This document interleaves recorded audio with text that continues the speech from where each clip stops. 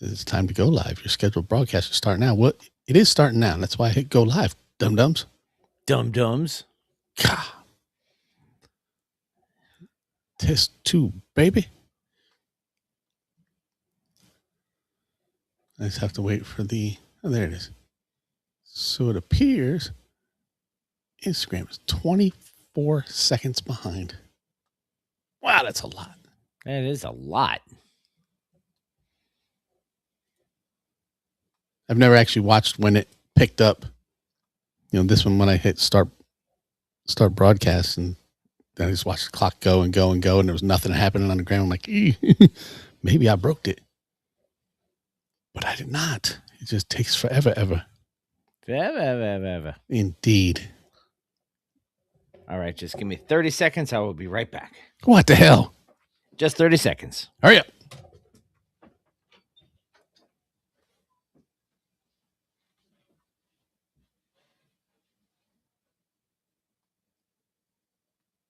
Hi, Gail.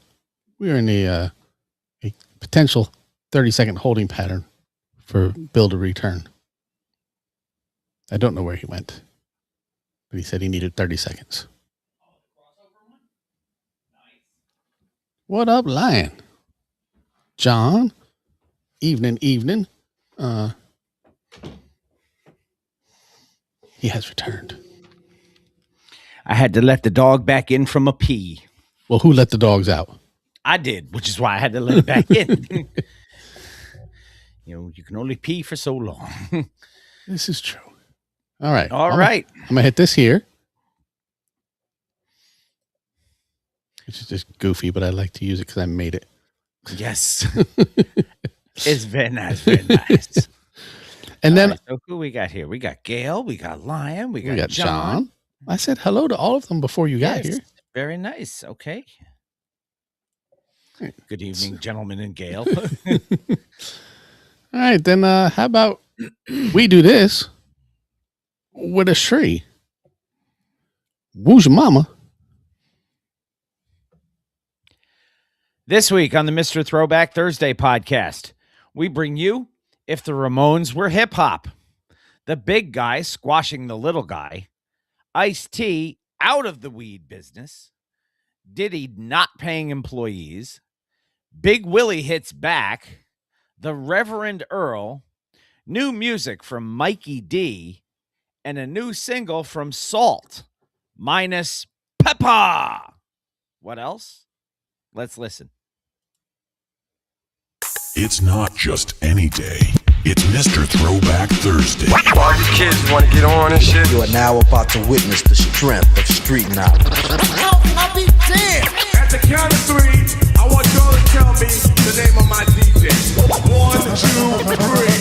The poppers pop and the breakers break. Like the fellas say ho and the girls say hey. Give it up for the DJ, Mr. Throwback Thursday. And now, here's your hosts, Bill Winters and Mr. Throwback Thursday himself, Jamie Robinson.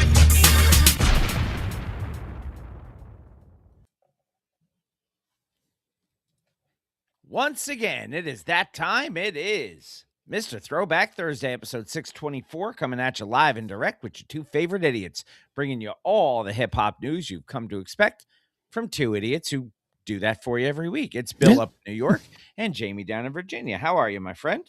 I am well. We've got a as of showtime, about an hour ago, a new affiliation that we're going to talk about later, which I think is pretty cool. Yes, very much so. Very exciting news. Yeah. So we hope the posse shows up, shows out, and helps us out, and we'll get to that probably middle of the show or so. Yeah, probably somewhere around the 7th article or so. I think. All right, that sounds good. That sounds like a good spot. So, how you doing, man? How were you on your football playoff bets this Playoffs? week? Playoffs. I did pretty good. I sent you a couple of boom boom pows. Yes, you did. Nothing huge. 250 for 36, 250 for 18. Stuff like that. John did some noticing. Oh, did he? Look at that. He said, Did he notice this? Illuminati? Look at those swanky new backgrounds. Yeah. Styling. and profiling. I just wish all those I had Jack a profiler. Daniels bottles were right here. So, Yeah, no, I played around today. Said we need something to look a little fancy, so we got a little fancy. I like fancy. Fancy's cool. Yeah. So you did send me a couple of Boom Boom Pows. Yeah. So all of my these guys are going to win picks, one except for one. But I try to stay away from those, especially this time of year, and I lean more into player props and what I think. Yeah, I wouldn't bet on George Kittle doing anything the rest of the playoffs. Or probably next season. Yeah. No, I did not bet on them, Lion. I actually pulled for the Bolts to win, but I did not put money on them. I was pulling for the Bolts to win too, just because as much as I think Drake May is a good quarterback, Yes. there's just still something, and I do like Ramondre Stevenson. That's my man. It's just something in me that can't root for the Patriots. They still have that 100%. They have that Brady stank to them. Yeah. And it's a good thing Lieutenant Tom's not here because he'd be all over us about it. Because that's Well, it's his Michigan boy. So. yeah, it's his Michigan boy, and he's just he's always giving me shit about him. So He doesn't love him as much as Chris Collinsworth, but he who does? exactly. I've never seen anybody love anybody that much since John Madden loved Brett Favre. Yes. I think that's where he learned it. I got to find my Brett Favre. That's probably what it was. Well, who does Tony Romo? Oh, Romo goes ape shit over Patrick Mahomes. Mahomes, yes. Yeah. Well, now yeah. Collinsworth kind of goes ape shit over Mahomes too. Oh, yeah. You know what I found funny? I saw, was it Aiden Hutchinson in a State Farm commercial? Mhm. And I said, wow. You this captain, you get that captain? Yeah. The Chiefs didn't make the playoffs, and all of a sudden Mahomes is out of the commercial. I did see him in one, but it doesn't focus on him. He's like a sideline, a reaction. He's a Keenan reacts Yeah. kind of guy. Nice. Yeah, he's in the commercial, but it's not about him. No. Well, it shouldn't be. They Yeah. pooped the bed this year. So They did. Nor should there be commercials about us. no, because we poop the bed every week. And I Hanging hope around you with have- Uncle Rumpy. And I hope you have fresh sheets because we're about to poop the bed again. One more time. Episode 624. Let's see what the poop the bed lineup has for us. Yes. What do we got going on Pretty here? much basic stuff. We got hip hop headlines, of course. Mhm. We have a little bit of woo news. We have, as I'm scrolling down here, just to make sure I'm not missing anything, there's our our new school news, which I love the music that goes along with that now. I just think that's fantastic. After Woo News, of course, we'll have a one and done, which when I wet it, when I immediately went Elmer Fudd on people. I imagine you did. And you'll see why when we get to it. Which is kind of why I leaned into, don't know, I can't see you earlier. The record of the week, we actually were speaking to the artist Yeah. this week. Yeah, he hit us up on the gram, And he said, go ahead and play it. So and we most definitely will. we will remind you who the artist of the month is. And we do have an old to the new, We do. which is, I guess, half seasoned. Sure. I will allow it. So, I guess, just make sure your blood pressure's not too high because you're going to get a little salt intake later. Yeah. I take my mids. I'm good. I, of course, will read some lyrics. You will. And then we will go through. And as we said, in the course of this, we are going to mention our new affiliation. Yes. And then we'll go into detail on it one more time, I'm sure, as we wrap up the show. But let us start with hip hop headlines, as we always do about this time. Yay, yay. So if you would be so kind, my friend, as you do about this time, would you hit with a little of that Triple H, please? Yay, yay. To the hip, dip, the hop, you don't stop, don't stop. Got some flex with the real hip hop, hip hop. To the hip, dip, the hop, you don't quit, don't quit. Got some flex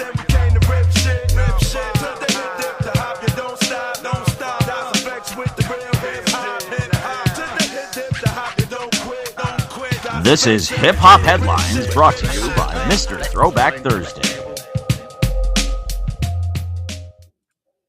Well, get on it. It's your time. My towing will start with Hip Hop High School. Yes. I couldn't put the rock. I couldn't make it work. No. hip, hopping. No, it doesn't work. History being made, according to all hip hop. History is being made in the Boogie Down Bronx. Education officials have officially approved the Bronx School of Hip Hop.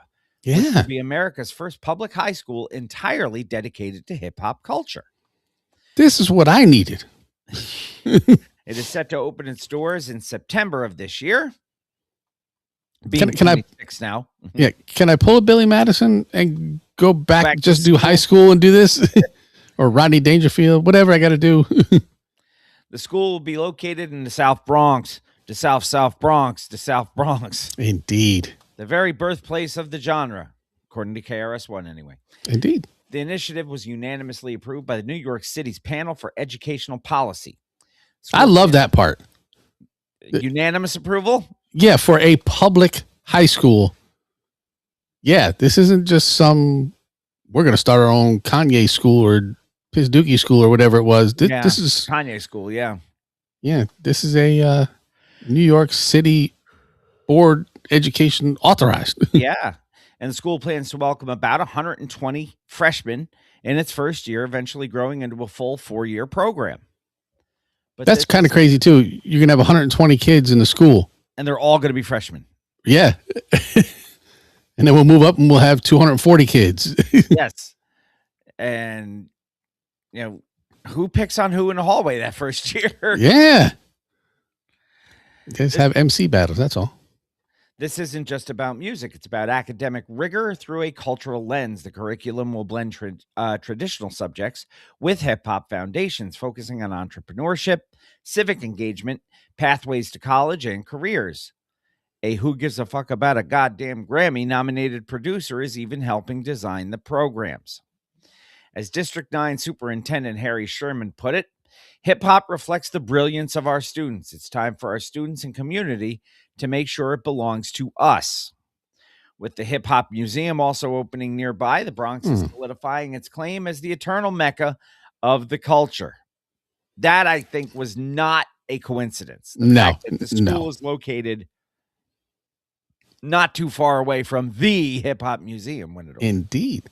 Yeah, what I picture this as in my brain is like BOCES. So like you do your first half of the day learning your mandatory subjects, and then you go in and do the hip hop courses in the afternoon or whatever, Right. Or flip and flop. Some people do half in the morning and half in the afternoon, and then they do the other half. Mm-hmm. Yeah. That's the way it sounds to me, as a traditional, trying to picture a traditional school.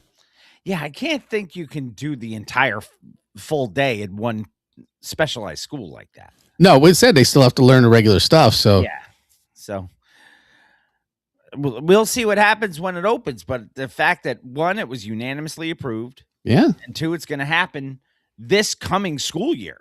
And another thing too is, how do you get into this school? It's a public school. How do they zone for this or choose for this or? Well, I think if it's like a BOCES, Yeah. I think you have to schedule yourself for it. Don't you? Because, that's how the BOCES students got into the programs here. They had to choose the programs they want, make sure there were room. Right. But as I said, you're starting off with only 120 people get to go to this school, and it's a public school in the Bronx. How do you tell somebody they can't go? Mm-hmm. That's a good point. I'm sure that's all logistics that somebody will work out. Yeah. And I would think you have a Grammy Award winning producer coming in. He should know, she should know, I don't know who it was, that these are things that these kids also need to know. So, and for those of you not watching, Lion said what they need to teach these kids is the business of music. Yeah, all aspects of it. Yeah. And that's true too. So we shall see. I'll tell you what they should teach them. Industry rule number 4080. Yeah. Goliath wins again, according to People magazine. In a tough blow for artist rights, a federal judge has dismissed the lawsuit filed by hip-hop icons Salt and Peppa against Universal Music Group. The duo had sued the label back May of last year, attempting to reclaim ownership of their master recordings, including massive hits like Push It and Shoop, under a provision of the U.S. Copyright Act that allows artists to terminate copyright transfers after 35 years. They also accused UMG of retaliating against them by pulling their music from streaming services when they tried to exercise this right. They did. Talked about that, and you still cannot get Salt and Pepper music on streaming services. Nope. Very, very little. Not the early stuff. However, U.S. District Judge Denise Cote ruled in favor of the label, stating that Salt and Pepper never actually owned the copyrights in the first place. And that's what we talked about, too, because Herbie owned. And therefore couldn't terminate a transfer that never happened. Essentially, because they didn't hold the original keys, they couldn't take the car back. Yeah. UMG called the lawsuit baseless, but stated they are still open to finding a resolution to ensure the group's legacy is preserved. Well, that's fucking nice of them. Yeah. For now, though, the rights to some of the 80s biggest anthems remain firmly with the label. When we talked about this, about a month ago or so? Yeah. We didn't figure that this lawsuit was going to hold much water for him. But Yeah. It was one of those throw shit against the wall and see what sticks kind of things. Well, yeah. And if, the people we're talking about are worldwide known. So for them to walk in there and pitch their case, go, like, us, that may have carried a little bit more weight than, just their lawyer filing papers, but it just didn't matter. Yeah. It's just, again, I feel bad for them, but they kind of didn't do their due diligence with all the legal X's and O's and stuff. Yeah. And I'm sure there was a lot of stuff that they didn't know. Yeah. You got to think, I wrote these songs. I performed these songs. These are my songs. But when Herbie's the one who signed his name on the dotted line and brought you guys in, well, now they're Herbie's songs. And then they're the label's songs because Herbie sold it to them or whatever, Yeah. You were getting a 1099, not a W-2. Right. So, It's shitty what happened to them, but the problem is you don't know what you don't know until it comes out that you don't know it. So exactly. We're talking 1986 that they did this deal. They were young back then too. Yeah, they were working at Sears. They should have had. Well, they had Herbie. Herbie was looking out for Herbie. Herbie wasn't looking out for them. Right, but they didn't know that then. Nope. It's not like it was Pebbles. And Herbie was on stage with them when they got inducted into the Rock and Roll Hall of Fame. I bet you they regret that shit now. I mean, I don't know. It could have been. I'm not in the room in 1986 or whatever it is. It could have been. I have Salt and Pepper. I have Supernature. I have these guys, Kid and Play, I can put together, and they're like, all right, well, we'll sign Herbie to a deal, and you bring the guys to us. Herbie had to get in the door. So I don't know. Like I said, he could have been dirty. Almost sounds like hiring a subcontractor, But it really is. We'll hire this contractor, and he's going to subcontract out the actual performance part to these subcontracting people. That's seemed very much like the way it went. Yeah. And if you think about it in terms of labor and things like that, so that's what it and is. I'm sure that's the way that the judge is looking at it.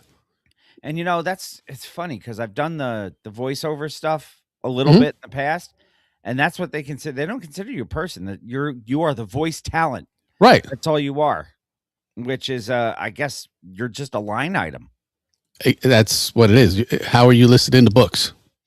As a line item, basically. So it sucks that they lost or had this thrown out, but you and I, as a collective, are not surprised. No, We are not. John, the music business has always been about screwing the artists because it's business. So they are about the money, the label, the management. I say management, sorry, line. That is what it was. Bill would never call himself talent. He said they called him talent. When I was doing the commercial voiceovers, that's how I was referred to as the vocal talent. Yes. Yeah. Which again was a line item on a spreadsheet. Yeah. I didn't even have a name. You don't need one. I was just voiceover guy, vocal talent. Yeah. Yeah, because how much they're going to pay. Yeah, they're going to pay that much to whoever's in your spot. They don't care who that person is. Yeah. Just come in and say the lines, dummy. Which is kind of funny because some of these companies now hire specific guys to do all their voice work. Yeah. Like Honda. Honda is John Cena now. Yeah. The voice of Honda is John Cena. Yeah. Wasn't Dennis Leary Dodge for a while? Leary was the voice of Dodge for a long time. Yeah. Don't know if he still is, but I don't know. I try not to watch commercials, but sometimes you even hear him on the radio. So yeah. And then that's when I got satellite. So exactly. Next article. Number 3. Grand opening, grand closing. This comes to us from Coffee Stop. So there was the dispensary. Sam Elliott was a voice for somebody. I don't know if it was Dodge or if it was somebody else, but I think he still does it. Yeah. So for this one, there's before Dodge and Ram split into an actual thing because Ram is now. Yes, the trucks are all They're all Ram. Yeah. Yeah. Whereas, it used to be Dodge trucks are Ram tough. Yeah, and now it's Ram. Mm-hmm. For all the trucks. Yeah. Now this one here is there's a dispensary white people go to and a dispensary white people used to go to. Yes. This is 100% true. Sam Elliott does whatever the fuck Sam Elliott wants. And I love the fact that whatever the fuck is one word in Lions vernacular because it makes perfect sense. Yeah, it works. Yeah. The Medicine Woman, the Jersey City dispensary co-owned by 2 T's, 2 U's, 1 Ola, has officially closed its doors less than a year after its grand opening. Despite a high-profile launch back in April of 2025 that featured appearances by Ice-T and his wife Coco, the business struggled to maintain momentum in a highly competitive market. Reports indicate that the location is now listed as permanently closed on Google. Yeah. And it has been removed from the company's main website. There are several factors that contributed to the sudden closure of this. Poor location. The dispensary was situated on Tonnelle Avenue in an industrial area that is not easily walkable. Without running into actual dealers on the street. Yes.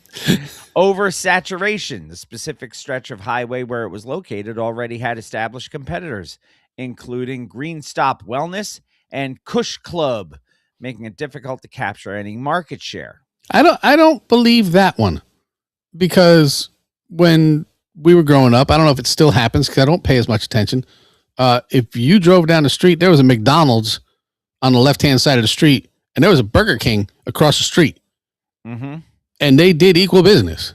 They do. Well, because they were offering different takes of the same type. Right. Of which I'm sure 3 dispensaries on the same street, they're going to do something different to separate themselves, but you know, it's the same product. This one's got weed. This one's got weed. This one got extra weed. But how about this one? This one's got weed. Job. Third thing they mentioned is market challenge. It said the New Jersey cannabis market has seen intense competition with other celebrity-backed brands also facing difficulties. For instance, Hashtoria reportedly faced similar struggles. Yes, Raekwon, the chef of the Wu-Tang Clan, had some issues. While the Jersey City location has shuttered, the brand's flagship store in California, because they know how to party. Yeah. It remains open. Ice-T has not released a detailed public statement regarding the specific financial reasons for the closure, though he previously mentioned stepping back slightly from Law & Order SVU to focus on various business endeavors. Yeah. They also said he stepped back so they could pay Kelly Giddish, too. Yeah, so Rollins could get her her return. Yeah. I'm gonna say so she could get her bag. Yeah. So, and apparently he's fine with it because he gets to go do other things. But since he got beat up and shot, and they took his gun. I was gonna say they made him look like a chump in the show. And this way, I wonder if he got jumped. Yeah, he got jumped, and somebody stole his gun. Yeah, but it's 2 T's, 2 U's, 1 Ola. He should not have gotten jumped because he got jumped making a rookie mistake. Mm-hmm. So they kind of chumped him out. I don't know. It just bothers me sometimes how they all of a sudden the smartest people in the show do something stupid. Yeah. Ain't no way he's doing that shit. Anyway, that's where he's been. He's a massive star. The dispensary failed largely due to a bad location. So I guess sorry. He's originally from Jersey too. So. He is, yeah. Yeah, we bring that up that he's well known as an LA guy, but he's very proudly from Jersey. Right. Cranky sent me a thing today that the Baltimore Orioles are doing a Tupac bobblehead in a game against the A's. And I'm like, well, yeah, he went to school in Baltimore, the School of Performing Arts there. Yes. But I don't really associate him about that. Yeah, I don't really associate him with Baltimore. No. Yes, he's from New York, sure, but I associate our friend Lottie with Baltimore more than I associate him, who we haven't heard from in quite some time. So no, I haven't heard from her.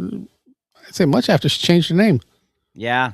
Well, she's living across the world, right? Yes. I have no idea what she's up to. Like I said, I haven't heard from her in quite some time. Speaking of ice, this is kind of. I sent you this. You did, and then I'm thinking to myself, it's kind of ironic that Ice-T would have this much of a problem with. Well, Ice-T plays a character strictly for the name, Yes, Ice-T plays a character. Yes, and everything he does. Yeah, well, yes, he is a character, but he plays a character of a law enforcement officer in New York. Right. He has also played a law enforcement officer in New Jack City. Yes. He is not a law enforcement officer, no. And one of his biggest called protest songs. I would say so, yeah. Yes. One of his biggest statement songs, would consider. Yes, came out after the Rodney King beatings. Mm-hmm. And it was very timely. It was something that needed to be said. It was not all cops. It was not, I hate law enforcement everywhere. That's not what it was. It was these people out here who did this. This is who I'm speaking against. Yes. For those of you who may not know the song, the title track from Body Count's debut record. Right. Which through a little research, you can certainly find it out. Yeah. Well, anyway. Gas station we passed. Ice-T, in protest of ice without the T, has changed the lyrics to that song. He has. During a recent performance with his band Body Count, Ice-T dedicated the track to Renee Nicole Good.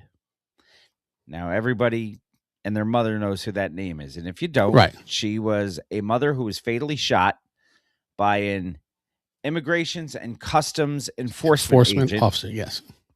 Abbreviated ICE, ironically, Ice-T, rallying against ICE, shot by an ICE agent after dropping her 6-year-old child off at school. According to reports, Good was shot while attempting to drive away from agents in her SUV. Authorities claimed she tried to use her vehicle as a weapon. Minneapolis Mayor Jacob Frey called that defense bullshit, and Ice-T agrees. And anybody who looks at the video kind of agrees too. Yeah, unless they're taught not to. Unless they're drinking the Kool-Aid. Right. They're not drinking the iced tea. They're drinking the Kool-Aid. No. On stage, the rap legend flipped the song's famous chorus from the title Cop track killer. I'll say it. to Ice Killer. Yeah. He told the crowd, "This is going out to all the ICE agents. I changed the words. Ice Killer." He proceeded to perform the track with the new lyrics. "I got my black shirt on. I got my black gloves on. I got my ski mask on. This shit's been too long." Now, it's a powerful, angry return to form for Mr. Moreau, who has famously pulled the original song from his 92 album after threats from the government and police unions. Yes. Decades later, Ice-T is proving he still isn't afraid to use his music as a weapon of protest. Only when it appeals to them. Yes, only one of the amendments. Yeah. Whichever one they feel is being infringed on at the time. Yes.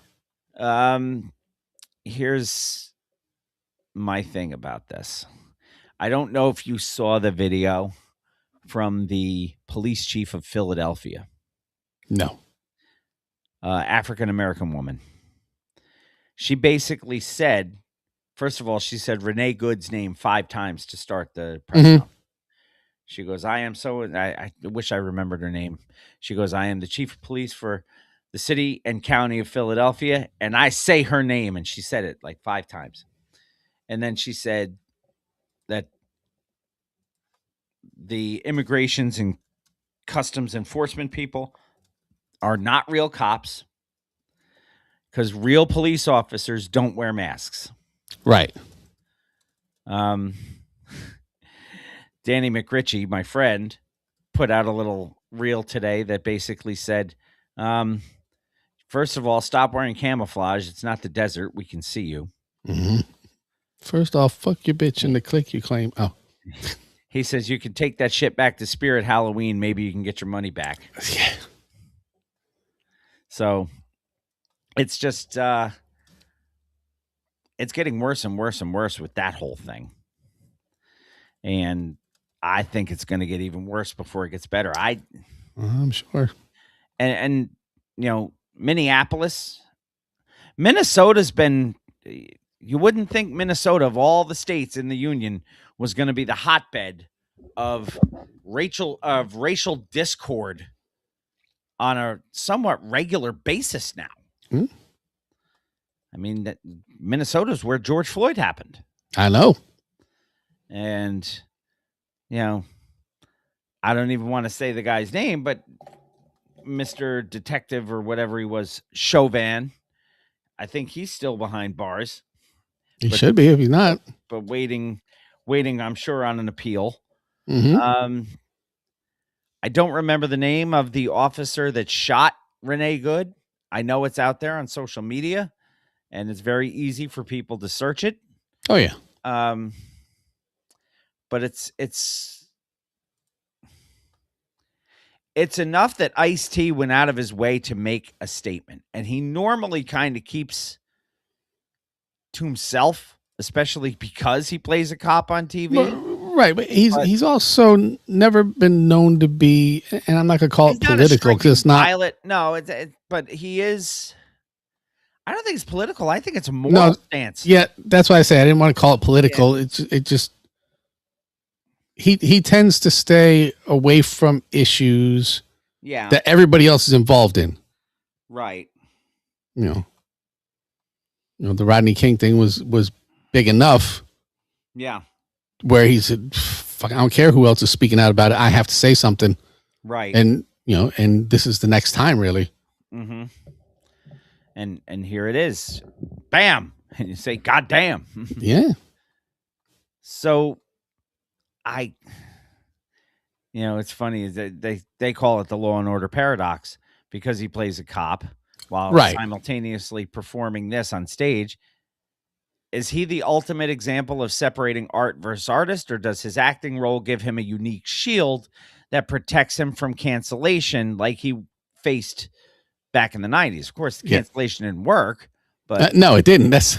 I don't think his portrayal of a New York City sergeant has anything that's going to protect him from the backlash of whoever's going to come after him for doing this. Do I think that it will endanger his job? No.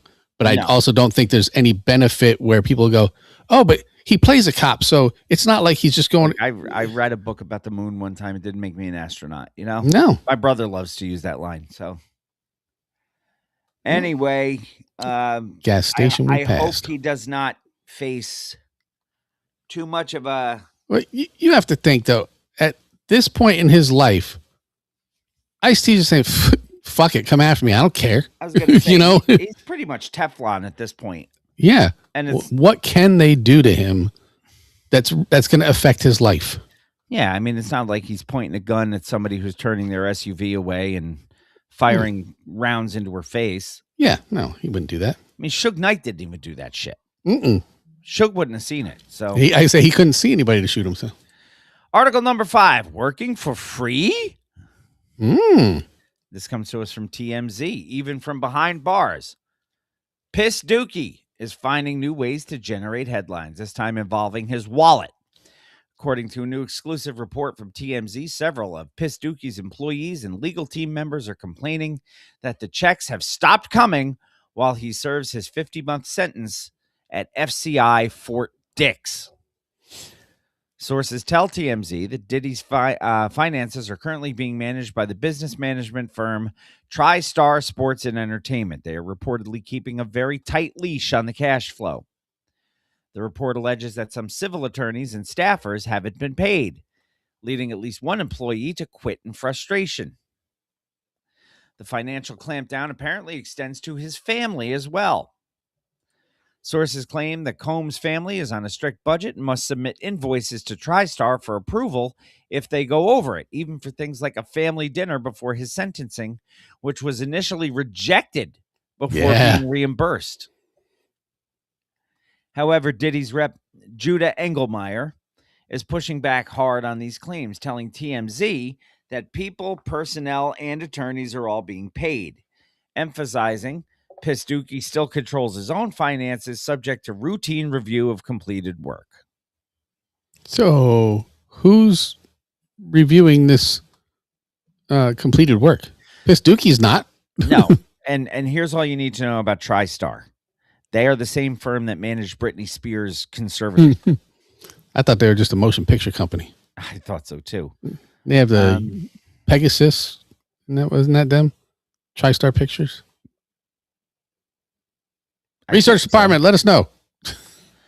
Was it the Pegasus or was it the lady with scales and the water holder? Yeah, see? Pegasus. Yeah, no, you're thinking of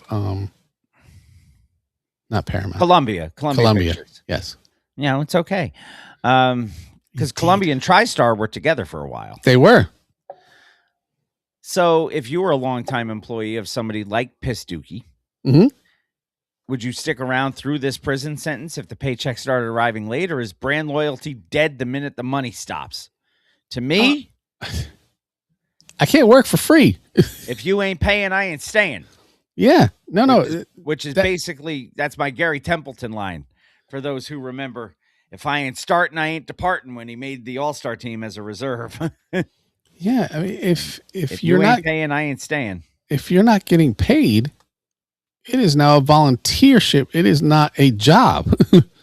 You did not get paid enough to survive 50 months without being paid. No. You're not going to get back pay for any of this. No. You know, and the brand, I'm thinking is not going to be as strong in 50 months after everything he comes out, and I don't see it. Now, Diddy also claims he still controls his own finances. His finances. He controls his own. Yeah. He says, TriStar, do you think give me my money. I was going to say, do you think he controls anything else? Because it is a low security. It's federal. Yes. Yeah, where he's getting all the dicks. I mean, it's Fort Dix. It's the backhoes. John Gotti still controlled shit, but he didn't have physical access to his money. he had to put the word out and say, hey, give this money to whoever to go do this. And nobody is getting that word to give the, if I'm giving out money, it's not going to the people who work for me because fuck it, when I get out, I'm not going to have a business. Right. And my family, I don't know how that one didn't get to him. Family wants to go out to dinner. Fuck that. Don't approve that. I can't go out. They can't go out. I don't know how that works out. I don't know how it works out either. But if he says he's in control, he's most definitely not in control. Probably not. So, article number 6, Will strikes back. Yes, this is called the equal time portion of the show. Yes. Because was it last week that we talked about the violinist? 2 weeks? 2 weeks ago, yeah. Okay. And that was Brian King Joseph, the kid who was on America's Got Talent. Major update on the Will Smith legal situation, and this comes to us from All Hip Hop. Following the explosive lawsuit filed by Brian King Joseph alleging sexual harassment and wrongful termination, Smith's legal team has officially broken their silence and they are coming out swinging. The attorney representing Will Smith is named Alan B. Grodsky. He issued a blistering statement calling the accusations false, baseless, and reckless. I don't know how that's blistering. Every fucking attorney comes out and says these are false, baseless, and reckless. Yes. charges. And was that in Breaking 2? He's reckless. Electric Boogaloo. No, it was in Breaking, where it was the glove. Ice-T said he's Acoustic reckless. Boogaloo. Yes. Steam-powered Boogaloo. We were talking about that the other day at Wyatt's house. Because, Steam-powered Boogaloo? No, we were talking about Breaking and Breaking 2 Electric Boogaloo because Michaela was watching Step Up. And I said, she's like, yeah, this is a movie about how, there's a community center getting ready to be torn down and these dancers go. And Channing Tatum takes a job as a janitor. And I said to her, they've made this movie. It's called Breaking. Yep. Yeah. And Breaking 2 released in the same year. Yeah. That's why one is Electric Boogaloo and one is acoustic Boogaloo. Yes. Anyway, back to Alan B. Grodsky. Johnny B. Good. The defense is categorically denying Joseph's claims that he was fired for reporting a disturbing incident in his Las Vegas hotel room during the Based on a True Story tour. Joseph claims he suffered emotional distress, PTSD, and economic loss after being let go just 3 days after reporting the incident. Smith's team insists that this is a complete fabrication. I don't know. It looks like a duck, walks like a duck. Quack, I wasn't there. Quack. I don't know. They're preparing to fight the lawsuit in court, signaling that they believe the termination was for legitimate professional reasons, not retaliation. Just the timing was coincidental. Yeah. We just came to this decision at the same time he reported that. This is Have nothing to do with each other. A messy he said battle that could drag on for months. The reckless defense, it says lawyers often use standard denials, but calling a lawsuit reckless suggests that they might countersue for defamation. Uh-oh. If Smith proves these claims are false, should he sue the accuser to deter false allegations or just walk away? If I know Smith, he'll sue the guy. Or he'll slap him. Yeah, something like that. The lawsuit also mentioned a note signed Stone F. Now the question is, who the fuck is Stone F? I saw that in there. I don't know. Maybe it's like, when you have the president and the family and they all have code names. Yeah. Maybe that's what happens on a Will Smith tour. I don't know. Now, Will, we said at the time, is still recovering from the Oscar slap around the world. Even if this lawsuit is dismissed as baseless, I can't imagine that this is going to help his reputation at all. No. And honestly, whichever way this goes, it's already too late. Mm-hmm. Well, I've lost a ton of respect for Will when I found out how Jada was cucking him and punking him out. So yeah, maybe he liked that. Maybe that's what he was into. There are some people who like that sort of stuff, I Yeah. guess. But ugh. Some would say. Next article is a special article. Oh, It is article number Super 7. ooh, that is a very creative title. And would you like to explain the reason why it's article Super 7? Yeah. So we have received an email. Just about an hour or so before showtime. Mm-hmm. Where we were approved to be affiliates of Super 7. So Super 7 sounds familiar to you. It should. yeah. Anytime I do a show, I have my Super 7 reaction figures Mm-hmm. all over the desk. They're also back there on a shelf. They are over there. Well, my ultimates are over there. That's the bigger ones. My Frankie Pulitzer is right here. Mm-hmm. These are not action figures. They are reaction figures. They have an entire Czarface line. That's where I get all of my Czarface stuff. Like Mm-hmm. I have the TKO crew. We were talking about breaking. I showed Ozone last week. Ozone, Kelly, and Turbo. I got Tribe Called Quest. I got Soundwave. I've got Kwame's. I've got Third Base. I mean, ODB. I got 2 different ODBs. They have everything. If you were a kid in the 70s, 80s, 90s, Mm-hmm. all the cool shit that you grew up with, they're Mhm. making now when you have the money to go and buy it. Right. So if you go to Super 7, yes, they do have Bobby Digital. Thank you. If you go to Super 7 using the super7.com/Mr. Throwback Thursday, which we're going to put probably everywhere. We didn't have the time to before the show, but we will be. You can see all the cool shit. As a matter of fact, I'm going to come right up here. And I'm going to show you what the Super 7 website looks like. Yes. And If you I can don't, show them what our link looks like. I can. We've got the link on the bottom there. And you can come up here and Ultimates are the big ones. Ultimates are expensive compared to the reactions, but you usually have to pre-order them anyway. But if you go to the in-stock ones, you get G.I. Joe Ultimates. Come on now. The Cobra Mortal. These things are pretty large, and they come with interchangeable heads and hands. And up here we go to Shop All. And you've got G.I. Joe, Godzilla, music. Gotta Good love music. Yeah, the Transformers, Thundercats. It's fucking all there. it. Gotta love it. Let's see. There's Ghostface Killer right there on the screen. Toast face grilla. Yeah, Czarface. This is a 2-pack. I didn't even think they'd have any of these left. This is the Halloween one. So you got the orange Secret Sagas Czarface and the little kid in the Czarface Halloween costume. Mm-hmm. You got Dilla's Donuts.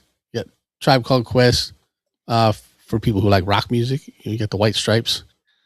MF Doom in his New York Knickerbockers jersey. Nice. George Clinton, Dr. Funkenstein. Dr. I mean, Funkenstein. The list goes on. I mean, whatever you're into, they've got it. I mean, it's the Hey Ya Outcast duo. There's Bobby Digital. Spinal Tap. I mean, it's Biggie, Dilla, ODB. I mean, I don't know what else I could tell you to look for on it. Eric B. and Rakim. Bootsy. But yeah, so we are now affiliated. The Czarface blind box is sold out, but I have it. I know you do. But yeah, I mean, it's cool shit. Like I said, if you were a kid late 70s to mid 90s, all the stuff you watched, everything you were into, Super 7 now makes it so that you can go out and get it with your adult disposable income. I don't And have any of that it helps anymore. us. I now have a granddaughter, so I don't have any of that. Well, you should get her some of these Super 7 reaction figures. Yeah, be good then- for collector's items for her. So Yeah. Or she can break them over and you can play with them when she gets old enough. yeah, I don't want to. Yeah, I mean, she's got some major time until Well, she can yeah. open up a box. Like, gives you a chance to stock up now by going to super7.com/Mr. Throwback Thursday. Then you help her out and you help us out. And that's very easy to remember. So it's just super7.com/MR Throwback Thursday. Yeah. That's us. Spoken from a man who doesn't have girls. Yeah. Look, you know what? I'm not going to say that she's going to be into dolls. Who knows? She could be into action figures or reaction figures. She could be into both. And there's a bunch of peanut stuff on there too. Yeah. They got like this big old monster-sized Franklin. I got to get. You know what? My Franklin coffee mug disappeared. I have no idea. No. Why. I think somebody broke it and didn't say anything. My one that had him talking to Linus. So Yeah. anyway, this is now Article Super 7. Yeah. Brought to you by super7.com/Mr. Throwback Thursday. Pop art purchase from Music Business Worldwide. Hey, this is kind of a pop art purchase thing. Look at that. We have a major business move that's also a heartfelt homecoming. Troy Carter, the music mogul best known for managing Lady Gaga and Eve and for his time as a shark on Shark Tank, has acquired the complete catalog of Pop Art Records. For those who don't know, Pop Art is a legendary Philadelphia independent label founded in 1979 by the Goodman Brothers. It was essentially Motown Philly. Back again. It was the Motown of Philly hip-hop back in the 80s. This isn't just a random asset purchase. It's personal. Carter grew up in West Philadelphia, born and raised. Listening to these exact records. The catalog he now owns is a serious slice of hip-hop history. This is what's in the catalog. Yes. Roxanne Shantae's Roxanne Revenge, the track that sparked the Roxanne Wars. Yes. Released under the name Supernature. I have that single. Salt and Peppa's very first single, The Showstopper. It also contains MC Shan's The Bridge. It also houses the catalogs of local legends like Steady B, Cool C, and 3 Times Dope. The Hilltop Hustlers. Carter Steady B and Cool C have new legends, though, that have overshadowed those. Yes, they do. Carter stated, "I'm proud to be a steward of some of the most important pieces of music in hip-hop history. These are songs and artists who shaped my childhood. By bringing this catalog under his Venice Music umbrella, Carter is ensuring that the foundation of Philly rap isn't lost to time." So, yeah, the catalog includes music by Steady B and Cool C. And what you mentioned is that they're both serving life sentences. One for bank robbery and one for murder. Yeah. Yeah, Steady B was the getaway driver in that robbery where a female police officer was shot and killed. Yes. First African-American police officer in Philly, I believe. Female. And Pop Art released Salt and Peppa and Roxanne Shantae before they blew up globally. So maybe that song will be on search engines and things like that. So we'll have to see what's going on with that. Oh, there it is. There's the Roxanne Wars. I got the Supernature single down here too, but I'm not digging through to find it right now.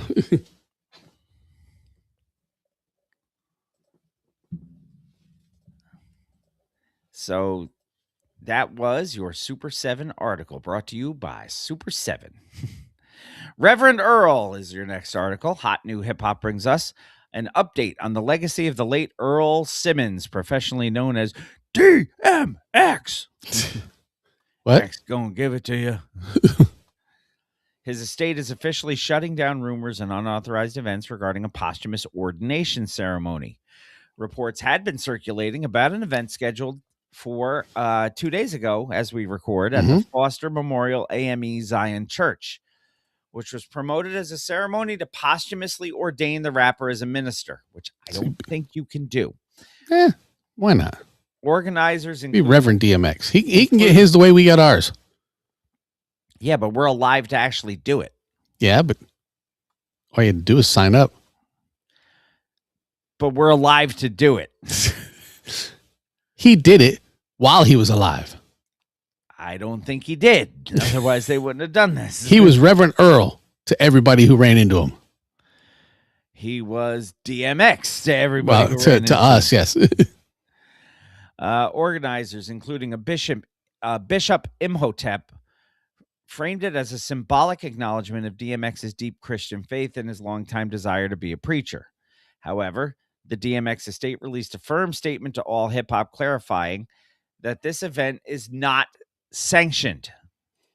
They stated, while we appreciate third-party efforts to honor Earl in this way, neither the Foster Memorial AME Zion Church nor Bishop Imhotep are among the representatives of the church with whom he had close ties. The estate emphasized that while DMX was vocal about his spirituality, they cannot support an event that implies a formal ecclesiastical title that wasn't approved by his family. This comes just weeks after the estate also threatened legal action against an auction house for trying to sell unauthorized DMX tapes and lyrics, proving that his family is working overtime Indeed. to keep strict control over his brand and history.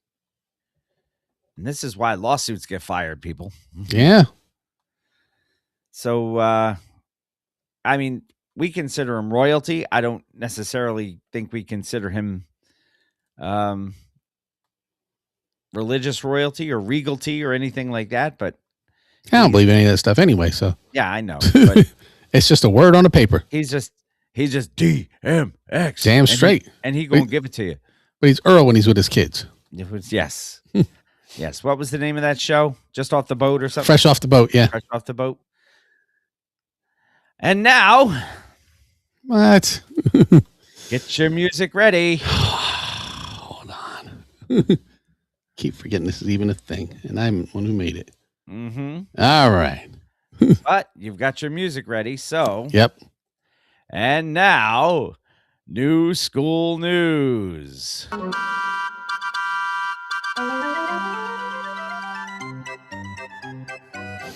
Hot New Hip Hop states that Cardi B gives men a hilarious tutorial on how to eat a banana.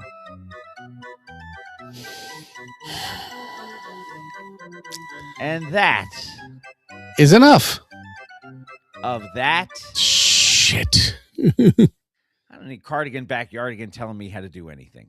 No. We're going to take our first break of the evening. And when we come back, it will be time for Woo News on Mr. Throwback Thursday, episode 624. Come on back. It will indeed. I have to reload a coffee cup. I will be right back. Yes. Talk to the people. I'm going to go grab a beverage too. So. All right, well, you go. I'll wait. I don't want to leave everybody just sitting here staring at a blank screen. Well, they can do that. They did that. That's rude. Huh? You go. Go. That's rude? It is. Listen to Bill Reed's lyrics. They know what rude That's is. fun. That's not rude. That's rude as shit. Staring at a blank screen is rude. Now, I may not talk to you guys or anything, but you don't have to look at a blank screen. I will get my drop ready.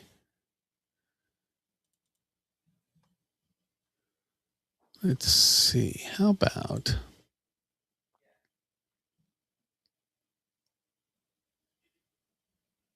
We've done this one in a while. We haven't done this one in a while. How about we do this one?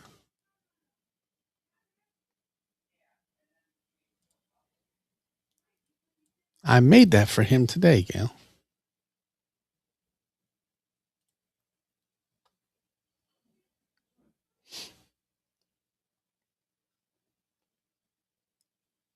I believe the only answer to that, Brian, is, oh, yeah. Then here's mine. Mine just has records all around. Bill has Jack Daniels bottles. So, yeah, so you guys, if you buy Super 7 stuff, make sure you go to use our link. All right, good. Okay, my turn. Yep, your turn. Yes, I had to get my Gatorade because it's dry in here.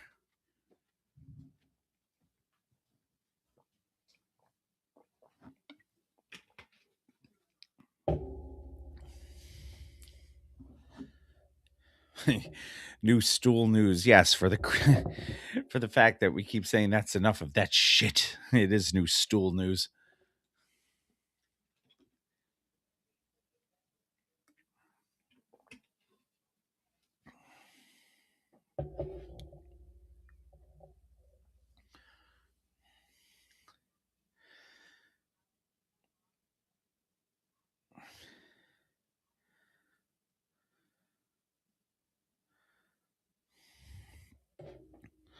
That did not look like a trip. That looked like he fell going to the net.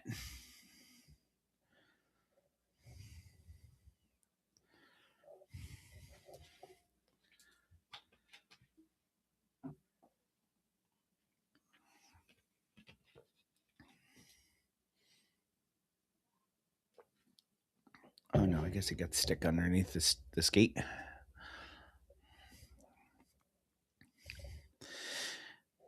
I have the hockey game on in the background.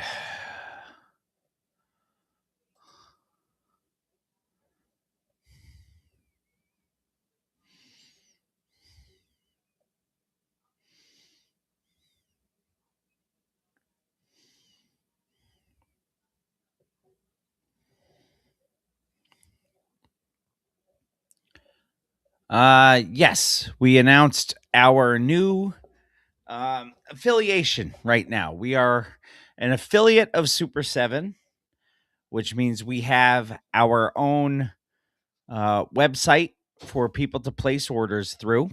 It's super7.com/MR Throwback Thursday. And by going there, it tells them that you heard it from us. So, and they don't just have hip hop stuff. Jamie went over the whole list of different things that they have, including Thundercats, the old stuff you used to watch when you're growing up. But yeah, it is super7.com/MR Throwback Thursday. That is the new right down there. affiliate website. So, because we are affiliated. We are indeed.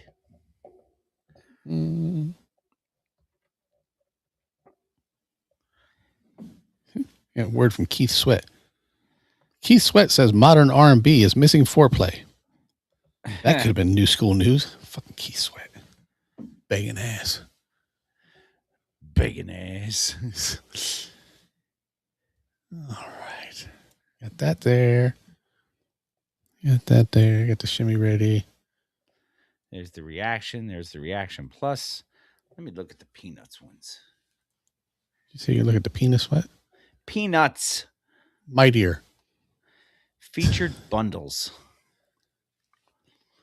Peanuts, Fun, Wave 2, Snoopy, and Franklin. Told you. Here. For Lions showing up late. I'll put this back up there. Mm-hmm. So we can go through it again. Yeah, basically it's Charlie Brown, it's Snoopy, and it's Franklin. Yeah. But look, they also got apparel, which is cool. Mm-hmm. And then they go out of Peanuts into Sesame Street, where you can get some Oscar the Grouch. Look at this one. Get a Richard Scarry Lowly Worm Skates shirt. Wow. Richard Scarry, people. Richard Scarry. Is that who did Where the Wild Things Are? I don't know. I would have to go back and look at that. No, that's I'm sure John knows. No, that was Maurice Yeah, Maurice Sendak, I think. Sure. Teenage Mutant Ninja Turtles. Thundercats. Dungeons and Dragons. Yeah. Transformers. All sorts of stuff. Yes, Busy Town is epic, Brian. There you go. See? And the research department should go and buy one. Transformers gift bundle. Both sold out. See, I come down here. Universal Monsters Fleece. Creature from the Black Lagoon. Not Creature of the Night. Dude, it's a shame it's like $85. They've got a fleece hoodie with Franklin and Charlie Brown sitting on the wall. Yeah. They got all kinds of crap. Saturday morning cartoons. Thundercats, G.I. Joe, Teenage Mutant Ninja Turtles, Silverhawks. And I just Horror. saw... Yeah, Nosferatu, American Psycho. Do they have anything Jaws? That's what I want to know. No. Did you search Jaws? I did. They have a Vincent Price t-shirt. It just says Vincent Price. Vincent Price. Indeed. The man behind the laugh on Thriller. Sci-fi. Mars Attacks. You got Voltron. Hey, how funny is it that Josh Hart comes back and the Knicks start winning again, huh? Amazing how that works. And the Rangers still can't get out of their own fucking way. They cannot. They were up 2-0 very early tonight. Now it's 2-2 in the third. Yeah, they are a shit sandwich lately. Did you see they got their asses handed to them Saturday? 10-2, was that one? Yeah, and do you know why? I nobody fucking listens to me. The Knicks are unbeatable at home, right? Yes. The Rangers are pretty much unbeatable on the road. On the road, right? Yeah. What's the similarity? They both wear their white uniforms. Yeah. Yeah. Rangers need to start wearing their white fucking uniforms at home. Yeah. The Rangers won the fucking Winter Classic. What color were the uniforms? Yeah. White. Yep. It's only stupid if it doesn't work, man. This is true. Oops. Pay no attention to that. Have you had the Gatorade mashups? I don't know if you're a Gatorade drinker. I am not okay. Not since I played football. So what does that tell you? Yeah.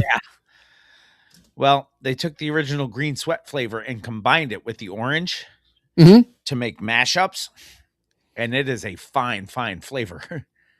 Nice. I would drink that. I'm a big fan of the original green sweat flavor. Yeah, me too. Let's see.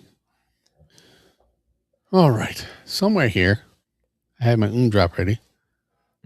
Drop. Did you guys say drop. The Bugaloos? The Bugaloos. Oh my God, I remember the Bugaloos. Here, there, and everywhere, flying high, flying free. Never heard of them. The Bugaloos. Bugaloos. Wow. Is that the one that had Phyllis Diller? Oh, I don't even know. Or Martha Ray. I gotta go back and look now. I used to watch that one all the time. Maybe Martha Ray.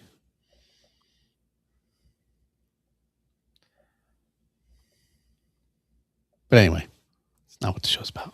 Nope. Cross superstars.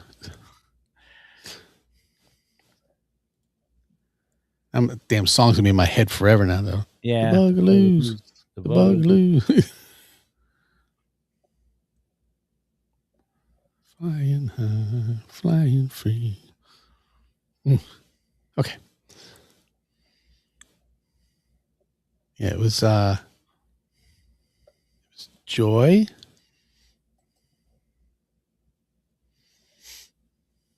Joy, courage.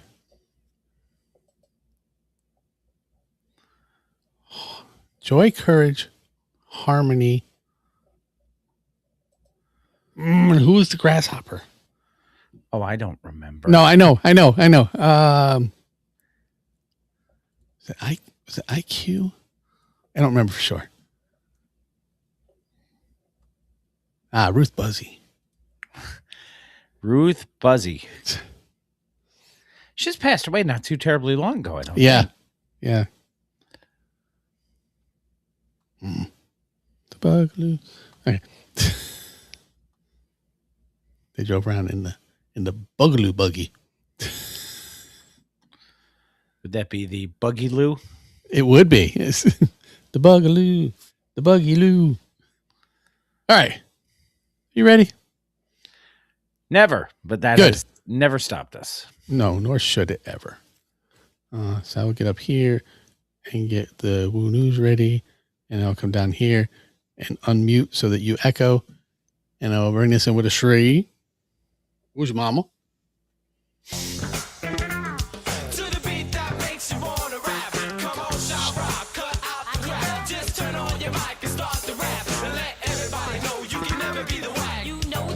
You listen to the sounds of the first female luminary MC on the mic ever, Sha Rock. And I want to send a shout out to Mr. Throwback Thursday. Yes, let's get it.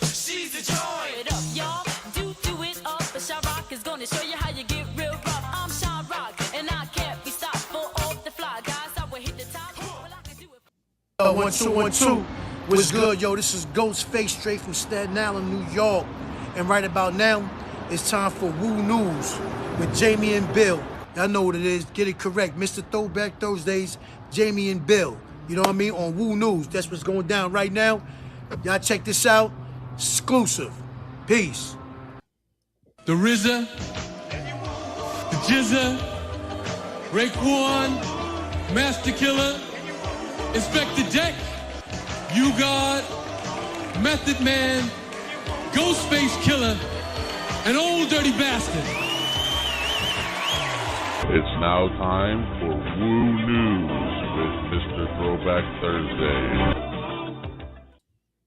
Shimmy, y'all. Welcome back, Mr. Throwback Thursday, episode 624. Woo News coming at you right now. We have a couple of pieces of Woo News for you. And I'm not sure exactly how we're going with the first title of this. Was it Riz AI? Is that the way Yes. you put it? Yep. Okay. All right. That's kind of what I thought, but I wanted to make sure I got it right because that's that one took a little work. This came to us from Yahoo. Indeed. Oof. That's getting rougher and rougher to do as I get older. Fascinating update tech-wise involving the Abbott of the Yes. Wu-Tang Clan. While many artists are fearful of artificial intelligence, RZA is embracing it with arms wide open, as Creed would say. Speaking on a panel at CES 2026 in Las Vegas this past week, the legendary producer revealed that AI has become an essential part of his creative workflow for both music and film. Far from seeing it as a threat, RZA described AI as a powerful support system that bridges the gap between having an idea and actually executing it. His main argument, creativity is time, he says. I'm not sure I believe that. RZA explained that tasks which used to take him 3 days can now be done in 3 hours with an AI assistant. But at what cost, man? You know, It's an AI assistant. It's not AI creating for him, is assisting him. yeah, and we've seen pictures of what AI assisting can do. 6 fingers on hands and stuff. Yeah. But you've also seen our Christmas card and ornament this year. Yeah. AI. It is how you use it, how you refine it. You know, it's no Jason Smithing Jigba or whatever it was. Jason Smith. Yeah. Yeah. AI is a wonderful tool as long as there is a human telling it when it did something wrong and helping it figure out how to do it right. See, there you go. To help him learn Korean? Okay. I guess So he understands all the K-pop. Yeah, you can't just throw, like, for us, if I were to use it, I do use it now to help create the artwork for the show every week. Yes. Because it saves me time. Instead of me going into Photoshop and doing all the work that I normally did, I tell AI what I want it to do, and then it spits me something out. And I go, you know what? I don't really like that. How about you change this to this and add this and tweak here? And then it spits me out another product. I use Gemini. People use ChatGPT. There's a bunch of them out there. Yeah, basically. But it says at the bottom, the same thing, I think. Yeah, it's just one's native to Google. But it says right at the bottom, every time I do something on Gemini can make mistakes. So please double check it. So you need to know what you're doing to know what it is doing wrong. So, if you lean 100% like these people who did those shirt designs at Jason Smith and Jacob, you need to check the work. It's if you know what you want and you tell AI to create it, and then AI creates about 85% of what you want and 15% of what the fuck, you need to fix it and tell it, okay, good try. How about we now do this? Every time you mention that shirt, that Jason Smith, you know what shirt that reminds me of?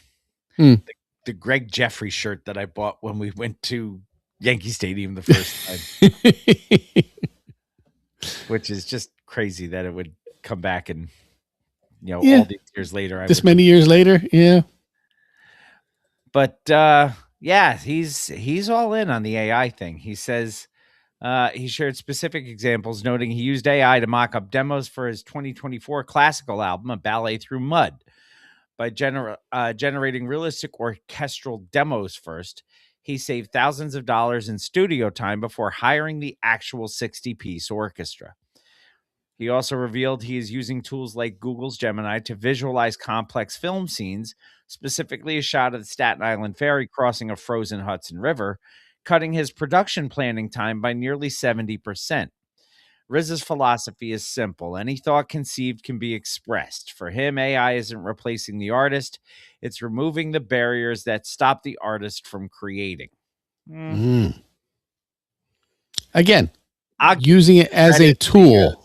Because he's RZA. So I will give him. He is. Yeah. For using it as a tool, not as a crutch, not as your main source of creativity, because then it's not your creativity. Right. Next article, protect your dad. Yeah. This comes to us from High Times, an interesting feature catching up with Young Dirty Bastard, the eldest son of the late legendary Old Dirty Bastard. Well, that seems to be a natural progression there. Next we'll have Dirty Bastard V. Okay, David Sills. Just the word bastard. I have to tell you this story. Okay. Saturday. Look, my parents were married when they had me. Let me finish. Okay. I'm coming off the ice after refereeing a very contentious game Saturday. Yes. And one of the coaches says to me, "You need to be better." And me, being me, was like, if I was any better, I wouldn't be doing your shit games. This is true. And then one of the parents says, "Yeah, you need to be better, you blind bastard." And I said to him, I said, "Shows how much you know. My parents were married 17 years when I was born." Yes, mine. And the coach of the next game heard me say that and spit his fucking coffee out. Mine were married 6 months before I was born, so.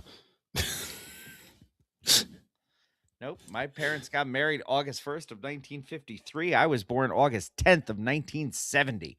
So. Yes, my parents were married on June 19th of 1971.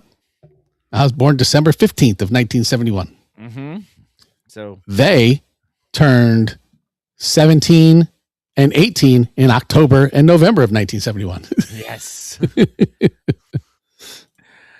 Anyway, protect your dad. Speaking just Yes. of the 21st anniversary of his father's passing, Young Dirty, born Barson Jones, opened up about the immense pressure and privilege of stepping into his father's shoes. He revealed that his role in the Wu-Tang Clan wasn't just handed to him. He had to train for it.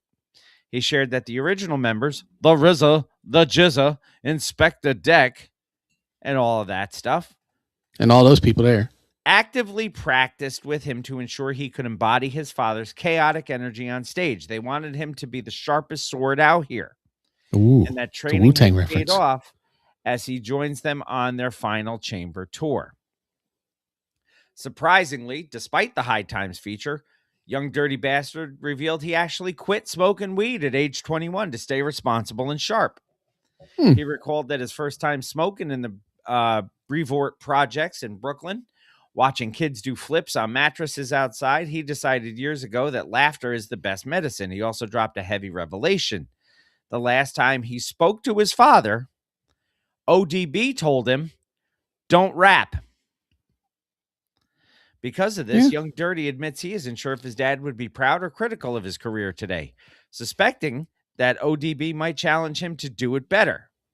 Regardless, he is forging ahead with his own solo albums and a recent partnership with Sega for the Shinobi game relaunch. Yes. I don't quite know how to handle that, you know? He's actually very good, and he is very much like his father. But his dad was like, "Don't do it." Yeah, well, let's just take that and roll it all the way back to Salt and Pepper. You know, he's speaking from a place of experience when he tells them, you know, you don't want to be in this business. Whether that's the way he heard it or not. Right. I'm sure that's the way it was presented. Like, I've been through this shit. You don't want to do this. Yeah. Or at least don't make the same mistakes I did. Right. Or who knows? Maybe you can get a McDonald's named after you. Maybe. It's time for music. Ooh. I should probably pull up some music. Last little bit of woo Yes. as always. There are some things in there. ODB is still dead, and You God is still not very good. Yeah. So, And again, I don't think either of those will ever change. nope. But, you know, there could be, you know, ODZ. The Old Dirty Zombie. You never know. That would just be weird. Would it though? Might be pretty cool. If anybody can make it cool, it'd be him. Shimmy, shimmy. Nice. No, it's not. It's stupid. It's time for our one and done. Yes. Which may also be stupid. Who knows? Our one and done came to us, and it's so difficult to not speak in Elmer Fuddyan tones.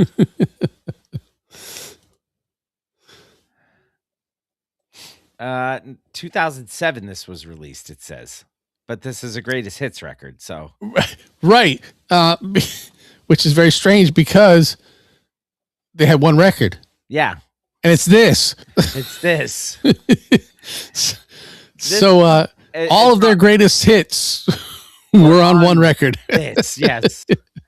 Which was on Delicious Vinyl Records. It was. So you know this wasn't actually released in 2007 because Right. Delicious Vinyl's been down for a long time. This is a double CD. It is. It's got 24 total tracks on it. Yeah, I've got 16 on this one, and I think and I've got a couple of remixes, so I don't know where we disconnect, but we'll find out. There's a lot of instrumentals on mine too. I guess side B is all instrumentals. Okay, So, we'll see what happens. yeah, you know what? If we go with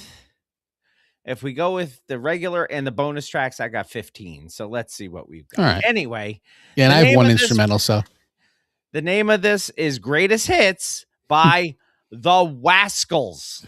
Not the Wabbits. Not the Wabbits, not the Rascals, the No. Wascals. Yes. We're not going to kill the Wabbit. Or the Wascals. We might kill the Wabbit. We might. You might, Wabbit. You might. But John will be happy. Twack number 1 of the Wascals is a 29-second intro. What's it called? Intro. All right. Although it's spelled and pronounced with the R, but I'm Elmer Fudding all over the place. So, intro. And I have to unmute.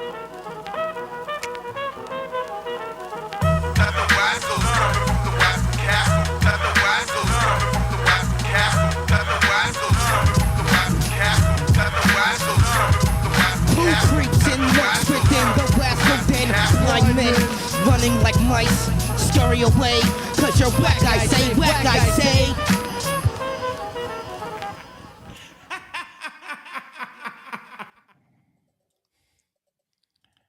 It's a good laugh. It is. Good laugh.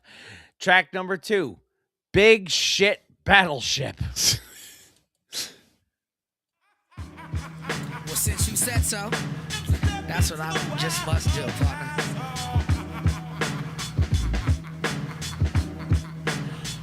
Check it one time. On the motherfucking mic is the B-U-C-K, we, nigga. Fading all crews. Anybody want to step, that's how I painted it up for the West Side Wascals. You know what I'm saying? Anybody, any rapper, you know what I'm saying? I take no shit from nobody. Partner, you know I got rhymes on D-Deck. Nigga, back up off me right now before I bust this motherfucking verse, nigga. That's how I let y'all niggas know like this. It took 41 seconds for him to get to like this. Yeah. And then we never got to hear it because it took too long. All right. Are we ready? I'm really Elmer Fudding this one. Track number 3, Quass Clown.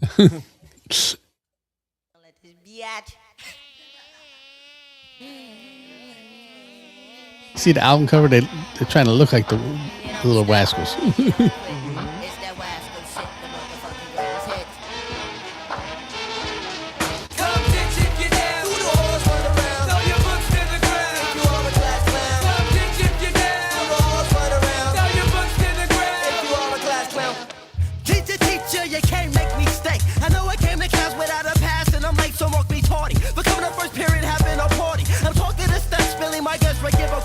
I'm really, really sorry, Mr. Horror, your lessons bore me. I interrupt you when you tell a story. I raise my hand. We can tell clearly who's alfalfa from the picture. Mm-hmm.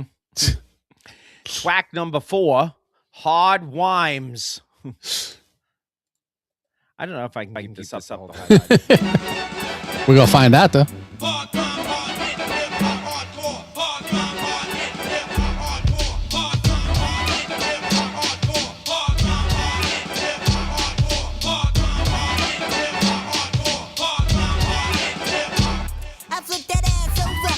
Spanking like your mama, slice the mask like Jeffrey Dahmer. I stomped her, shit out that ass, crazy fast. If I one touch, shock niggas like Blanca. Yeah. I beat you with my mic. This motherfucker slipping, so I put some close to the head.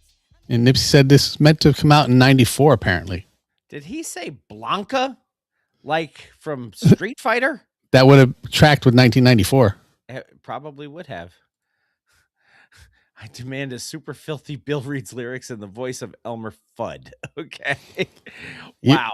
You heard it. Track number 5, F-U-N. No, it's not the worst because it's got an intro. John gives it a little bit of panache there. Yeah.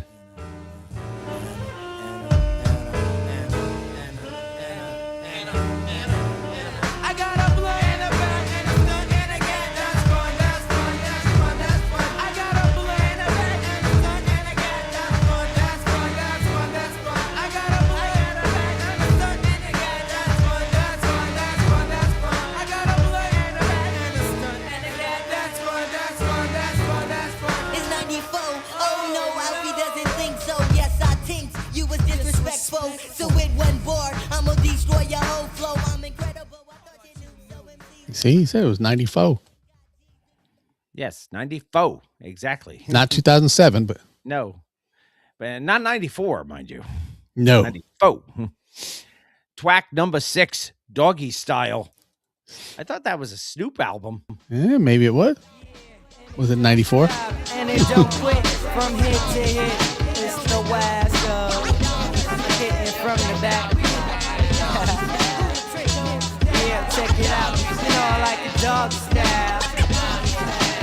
thug style. So all y'all chicks, roll over on your stomach for me so I can penetrate my weight past the gate like a fucking intruder, tearing your walls out the frame and call myself the ruler. I will never be true to all the boots that I knock.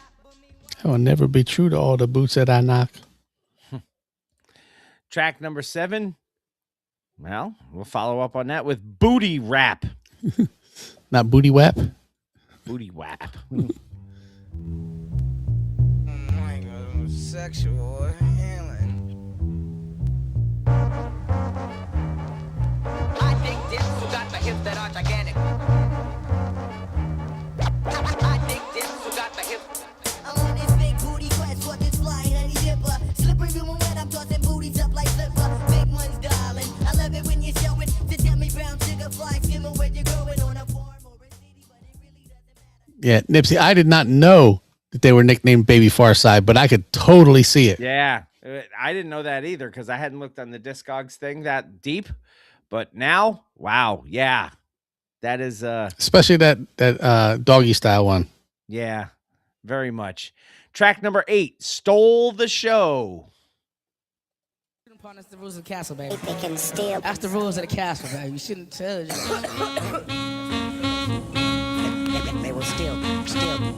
Act like you know we are the pros who stole the show. That's how it goes. Act like you know we are the pros. But we just rapping and he just won't stop. That's what they scream after my show, but nothing dreams from my spot. To be blunt, I break mics up, speaking of up on the up and up. I'll tell you to your face, your rap skills about suck. Battle me in January through to December. See, I forgot more rhymes than most. Whoever that guy is right there, I get. She keeps on passing me by. That was track 8. This is track number 9, The Dips. When I dip, you dip, we dip. Something like that. Okay, play it.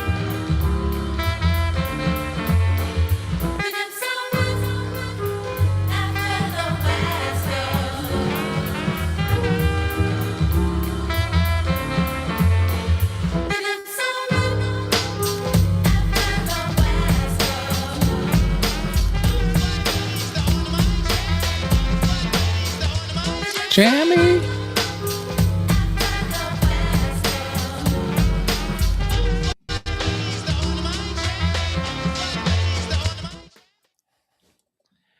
All right, Lion, take care. Take care, Lion. I got to tell you this. I just looked on the Discogs thing. Mhm. The Wascals, also known as Da Wascals and the Little Wascals, Mhm.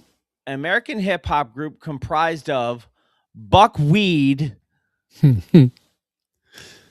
Spit Anky, Uh-huh. Alfie for Alfalfa, Of course. and Saint Imee. Stymie. Stymie, yes. The Wascals were often compared to their label mates, the Far Side, and were called the Baby Far Side as they shared many similarities. Both groups have 4 members, were originally produced by Jay Swift. Buckwheat appeared on the Far Side album Bizarre Ride to the Far Side. Excellent album. And Fat Lip appeared on the Wascals song Dream and Imagine. Each of the Wascals possess youthful, high-pitched voices and were named after characters from the R Gang films. Buckwheat No way. was named after Buckwheat. Spit Anky was named after Spanky. Alfie was named after Alfalfa. And St. Imee was named after Stymie. As if we couldn't figure all those out. Buckwheat also wore an unkempt afro similar to Buckwheat. Alfie wore his hair similar to Alfalfa. Yeah, you can see group that. recorded this album, which was supposed to be released in 94, but the quartet imploded due to creative differences before its release, and it was shelved. It was eventually released in 2007. So this Wascals record is a Watt Wyke deathbed, the bed that eats. Also, a greatest hits. A greatest hits, yes. So that is all you need to know about the Wascals. And more. We're up to track 10. This is Dream and Imaginate featuring Fat Lip, which I just talked about. We just said that.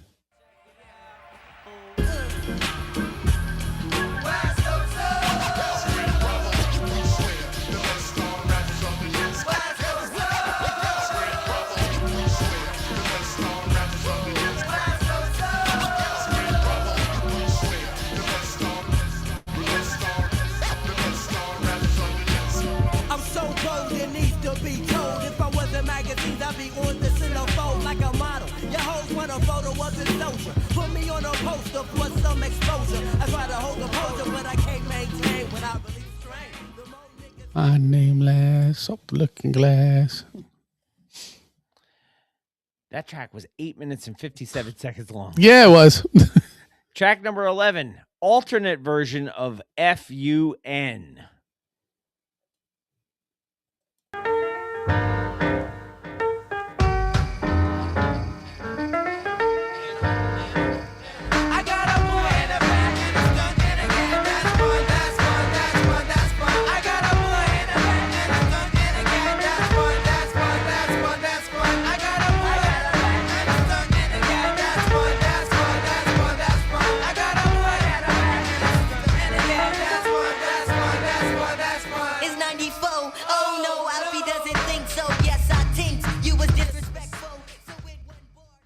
That one there also sounds very Far Side. Track number 12, The Dips, On My Jammy Mix. On my jammy.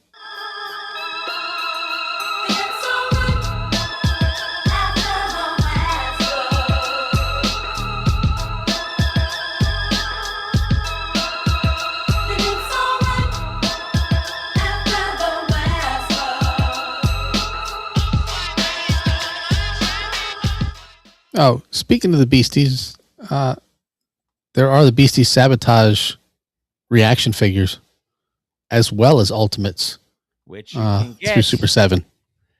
From super7.com/MR Throwback Thursday. Damn straight. Track number 13 is a remix of Class Clown featuring Fat Lip.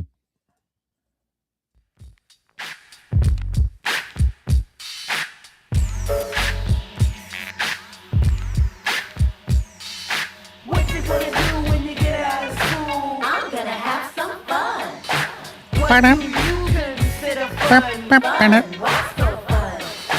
Ooh, Wasco fun. I know I came to class without a pass and I'm late, so won't be taught. Come the first period, having no 40. I'm talking to sex, spilling my guts, drinking book 40. Having a 40, drink a Bacardi. Yeah. Track number 14, Imaginate, subtitled Exorcism. Not a DM exorcism. No. Because Reverend DMX could do that. Mm-hmm.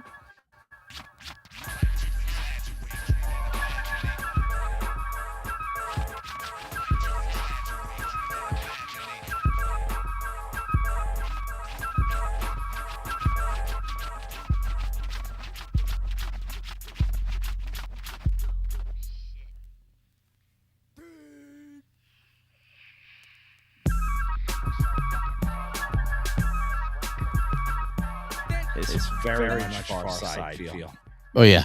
And, you know, I'd like to mention it because it doesn't get mentioned in our unconceivable conversations, but Rakim's Imaginate, also one of those words.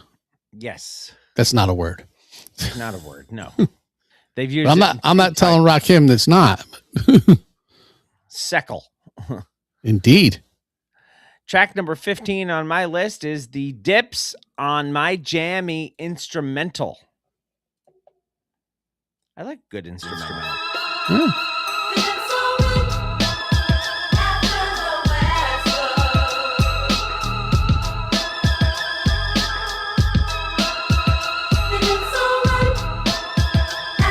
The Rascals on my jammy. Just had to wait to get that part. I like that part, man. Well, yeah. I'm all about it's on my jammy. Now, if only John. Nobody says I jammy anymore. No, he said my jammy. Yes, I know. That's the last track I had. You have one more? Yeah, I just have the Class Clown remix instrumental. Oh, okay. It's called Class Clown Remixed Instrumental. Well, then hit it.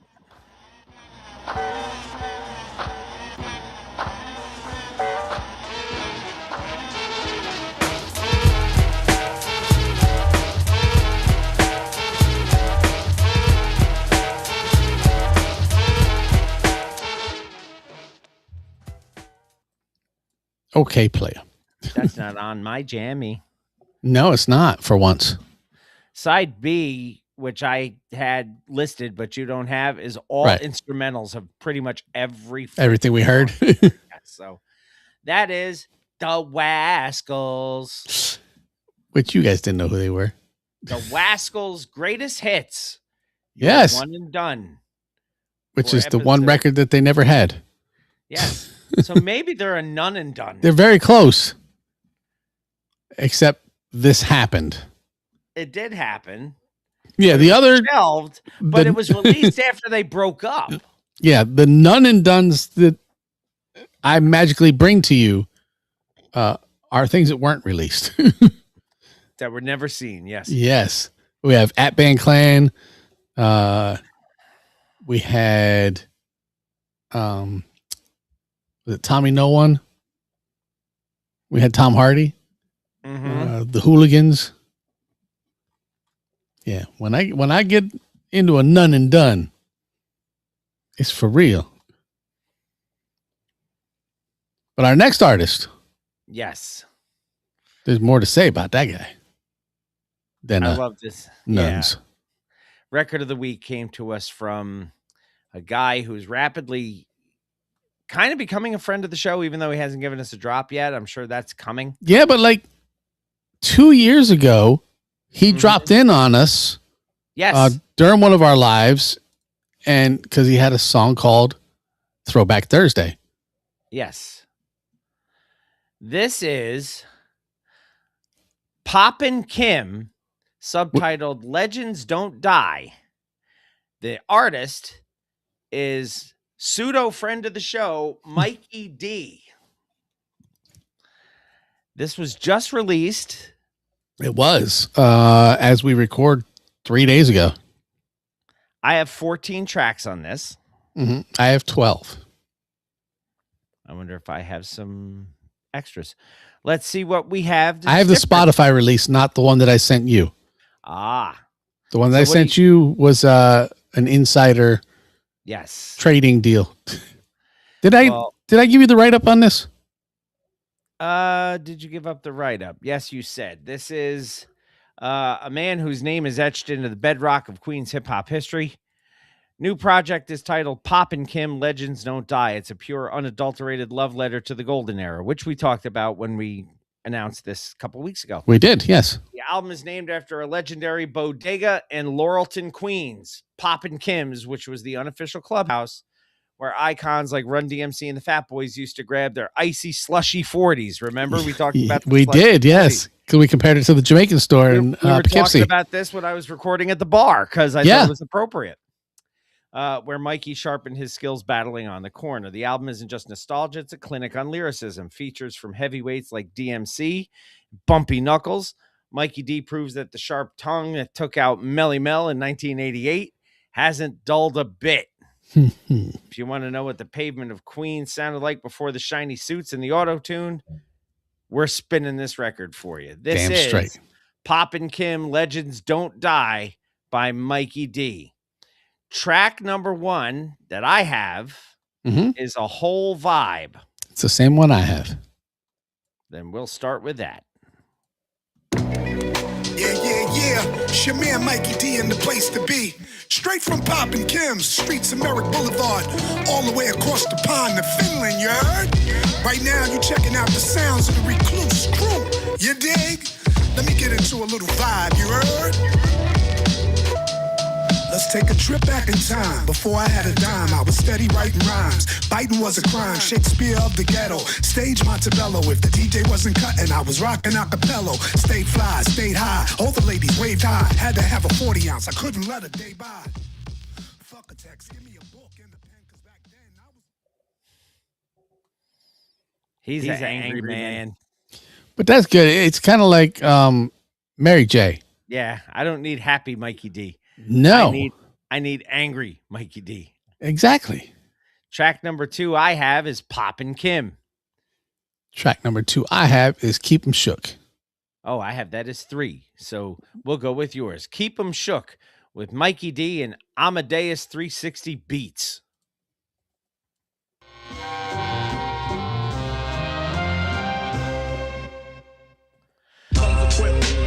shook crews running. Comes equipped. Keep them shook crews running. Comes equipped. Keep them shook. Keep them shook. Like they supposed to. Comes equipped. Keep them shook crews running. Comes equipped. Keep them shook crews running. Keep them shook. Keep them shook. Like now when I come knocking at they door, they drop it to the floor. MCs that we adore, they ain't got it anymore. I'm just keeping it 1,000 and not a penny more. Welcome to Poppin' Kim's, and it's not just any store, it's the way of life. So don't make me say it twice.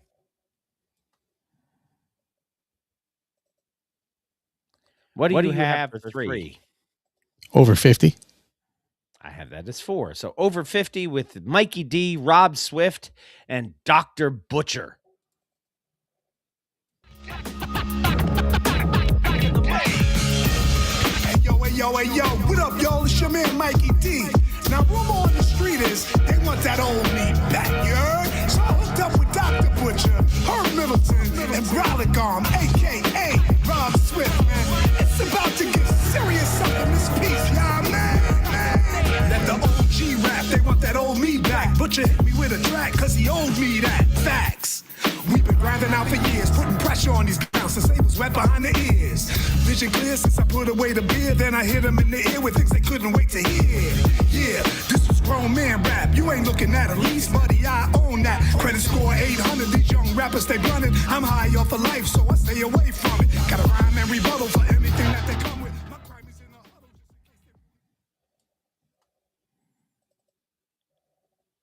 huddle. All right. Oh. I can't unmute this now. You're not muted. No, but I'm echoing. Well, that's... You know why that is? Huh? Because you didn't... Motherfucker, this is not your first time on this game. No, but I just completely lost my screen, too. So God damn.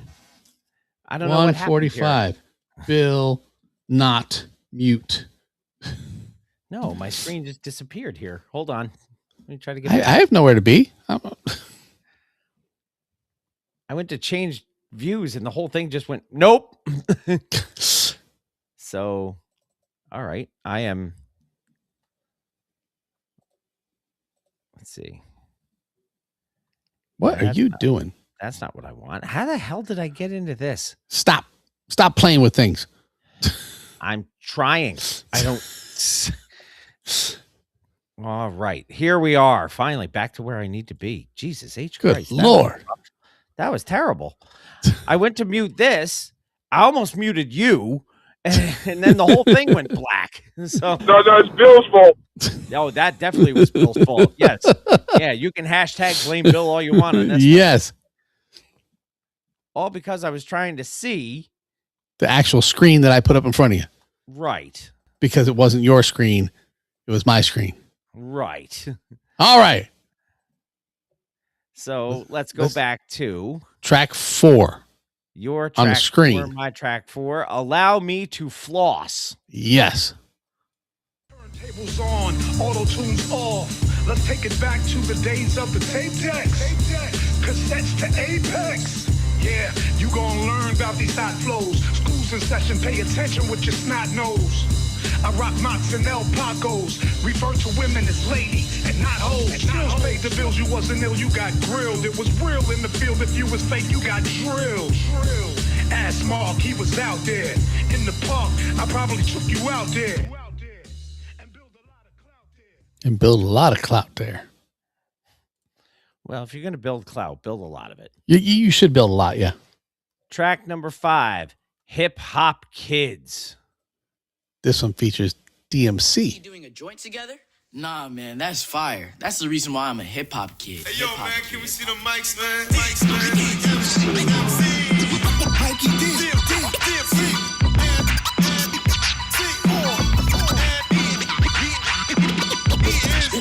It's the scratch. I don't wanna grow up. I'm a hip hop kid. Raised me from a baby, that's what hip hop did. From the bottom, down where the tip top is. Mikey D, get on the mic, it's time to rip shop, kid. No more smoke. small talk. I rep all walks of life. I got food for thought, and I want y'all to bite. It's all love. When you keep it tall with Mike, wanna break bread? I'ma call y'all tonight. For the youth, all I spit is the truth. Real vibes and energy when I get in the booth. New school. You guys should definitely listen to that one on your own, because the next verse is friend of the show, Daryl McDaniels. Yes. Track number 6, Legends Don't Die. Mm.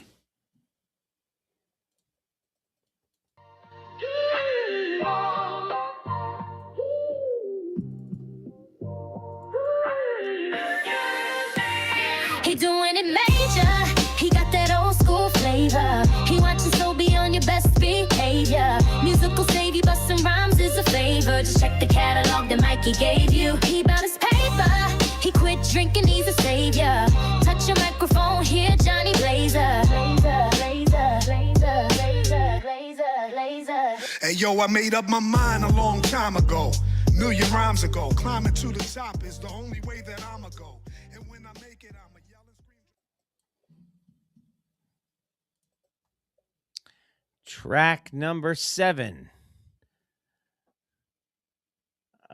Can't read it. So a moment they've been waiting for. Is that what it says? That's the one. Yep. Oh, I got that way down on my list, but that's Well, okay. ignore your list. Just look at mine. That's why I'm looking at yours.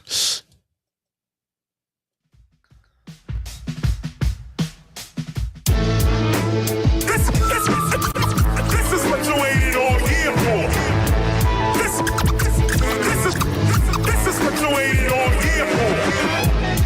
This is the moment they've been waiting for. Now my opponents, they'll be hating more. They freeze up like a lake, but wait, it's thin ice. So what the hell you think they skating for? To get away from the hand Mike dealt, you wouldn't understand, cause I don't understand myself. That's how trite life felt. So if I'm standing on that lake. Why do you send me shit that makes me laugh in the middle of the show? That's funny as shit. Next track should be the one featuring Bumpy Knuckles. This is Park Jam Legends. We got the man who's calling grace, guaranteed to keep a smile upon your face, rock you at a steady pace, number one in the human race. DJ Mr. Scratch. Bust this. Hold up, baby, you can't come on there. Word. Now listen to me. Yeah. This is the place to be. Right about now, we won't start off like this. I want all the smoke. I ain't no joke. Man, I want all the smoke. You can't be saved, even if you call the Pope. And why is that? I'm filling the cemetery. Say what? And this killer's preliminary. Niggas capping and they text, so I'm slapping niggas next. You say you getting all this money, what happened to the checks? Why you living off the shit? Next track features Herb Middleton. It's called Redemption. Keith Murray. My vocal cord gotta strengthen. I hope the Lord pays attention. Gotta make sure I mention redemption. My vocal cord gotta strengthen. I hope the Lord pays attention. Gotta make sure I mention redemption from the streets of Queens to the sands of my. Next track is called Stop It, and it features Phantom of the Beat, along with Mikey D, of course. Ooh, Phantom of the Beat, formerly Haas G. You better. You better. You better. You better. Check it out now. Y'all want this action, right? That's what y'all acting like. Just look at your face, got it all screwed up like you ain't jacking, Mike. Well, that's alright. And if the track is tight, just give me a buzz. We can do this, pals. Let's make it happen. Yes, Phantom of the Beat is a production name for Haas G of the UMCs. Partner, a friend of the show, Cool Kim.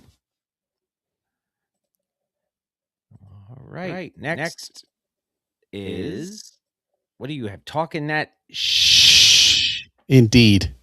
And this is Mikey D and King of the Beats.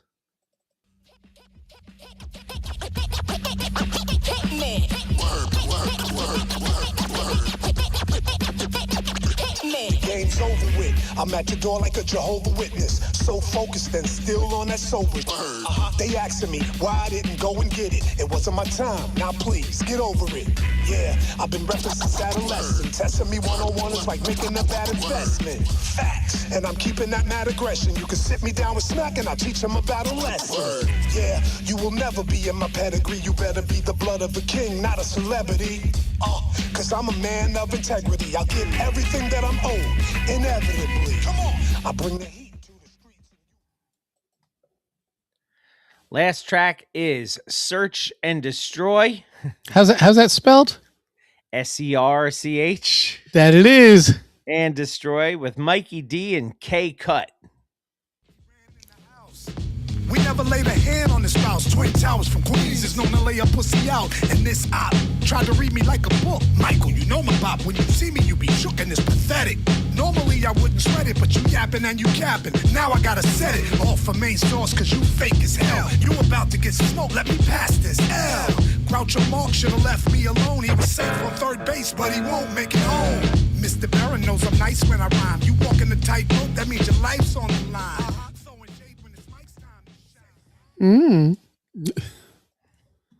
That song is just nasty. It is. That is pointed. Yes. I appreciate Mikey D for coming out and doing Mikey D things. He came out, and we were talking about it last week or the week before, saying we hoped that it was Mikey D coming out to be Mikey D, not to feel like it was something that he needed to do. And that's why he was. No. This was with authority. This is what he needed. This is what we needed. I'm going to talk more about that probably in the coming week. I'm working on a call to action video to bring back artists just like this. Yes. You know, Mikey D stepped up and helmed main source. Mikey D is a Queens legend. Mm-hmm. You know, it's not Mikey Devastation. It's Mikey Destruction. This is what we need. Hip hop needs more MCs and less rappers. I couldn't have put that any better. Yeah. So I don't know what we got to do to get people to see, hey, look, you can fucking still do it. Come out and do it. You know, come let the people see what it is you've got still in the tank. You know, talent doesn't disappear because you turned 50. Nope. This is such a good record, man. It is. So that is Mikey D, the legendary main source, with Pop and Kim, subtitled Legends Don't Die, your record of the week for episode 624. Your one and done was The Wascals. I wish we had more music. Asking You Shall Receive. Ooh, cool. Let's remind you first of the artist of the month for January of 2026 is Mad Hatta. So go and check out the Mad Hatta catalog. But before we take our final break of the evening, we do have more music for you. Look out. We have an old to the new. That old to the new is from Cheryl James. You know her as Salt. Indeed. This song has no pepper. This is just salt. There's no nutmeg either, because that's what the N is for. And in S&P. And the name of this track is Kings and Queens, brought to you by Cheryl James, professionally known as Salt. Luckily, allowed us to play it on Mr. Throwback Thursday, episode 624.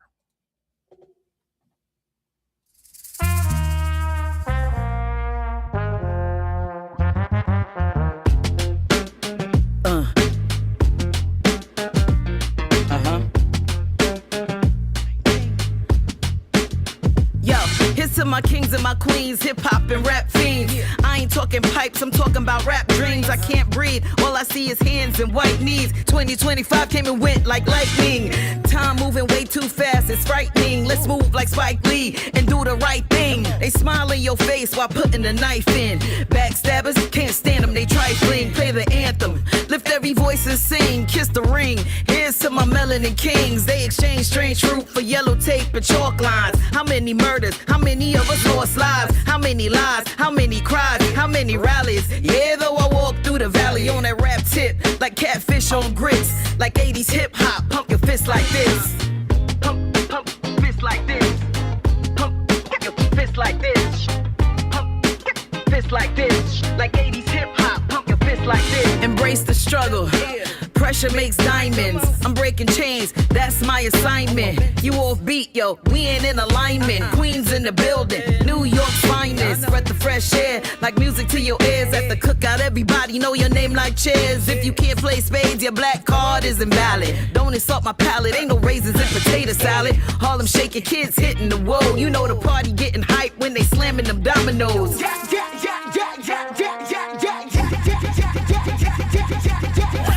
Eagles don't fly, they soar. We survive whips and chains and so much more. I count it all joy and remain optimistic. Down, never out, yo, don't get it twisted.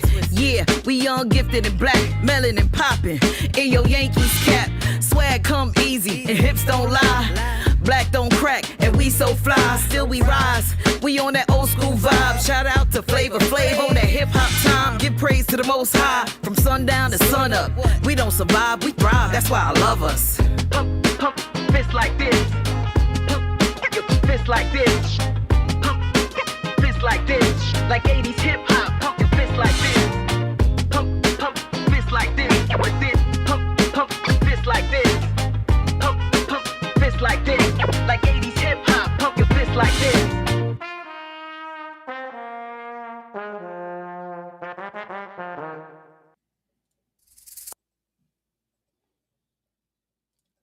As a great man once said, woo! How about Salt deciding to shoot this video in front of the Hip Hop Museum? Yeah. That's a decently done track and very old school feel, man. Yes, and again, just like we said with Mikey D, you know, do what got you here. I don't need Salt trying to be Cardi B. No, I need Salt to be fucking Salt. And she sure was on that track. She was. Cheryl, Salt, James, Kings and Queens, you're old to the new for episode 624. Find that on YouTube and give it a couple of spins and give that a good listen because that was a really, really good song. Yeah, and it's the second single from upcoming album. Mm-hmm. Solo album from Salt. Which means I wonder if Peppa is going to give us a solo album. You never know. Never know. But if we do find out, you will find out what we know when we know it. And we'll holler at Pep. We will. Old to the new, Cheryl, Salt, James with Kings and Queens, Artist of the Month, Mad Hatta, Record of the Week, Mikey D, Pop and Kim, Legends Don't Die, and your one and done was the Wascals with Greatest Hits. It is time to take our final break of the evening. And when we come back, Bill Reed's lyrics coming at you on episode 624, Mr. Throwback Thursday. Yeah.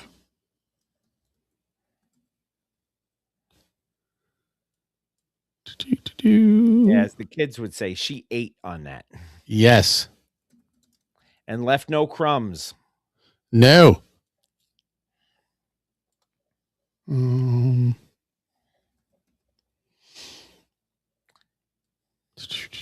Your New York Rangers lost again. 4-2. There was 2-2 going into the third. They gave up one late, and then an empty netter.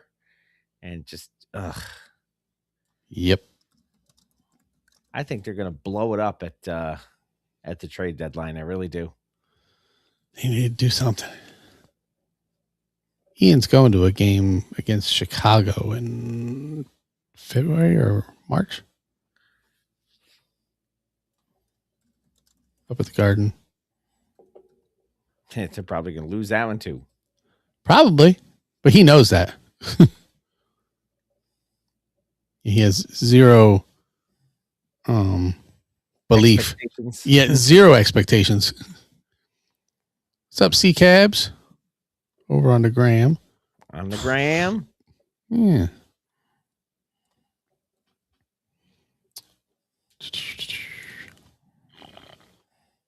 All righty then. Blah, blah, blah, blah.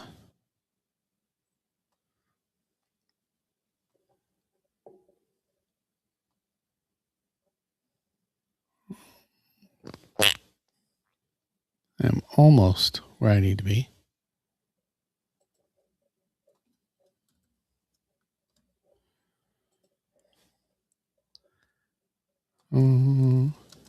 So who was playing? Oh, Pittsburgh and Houston.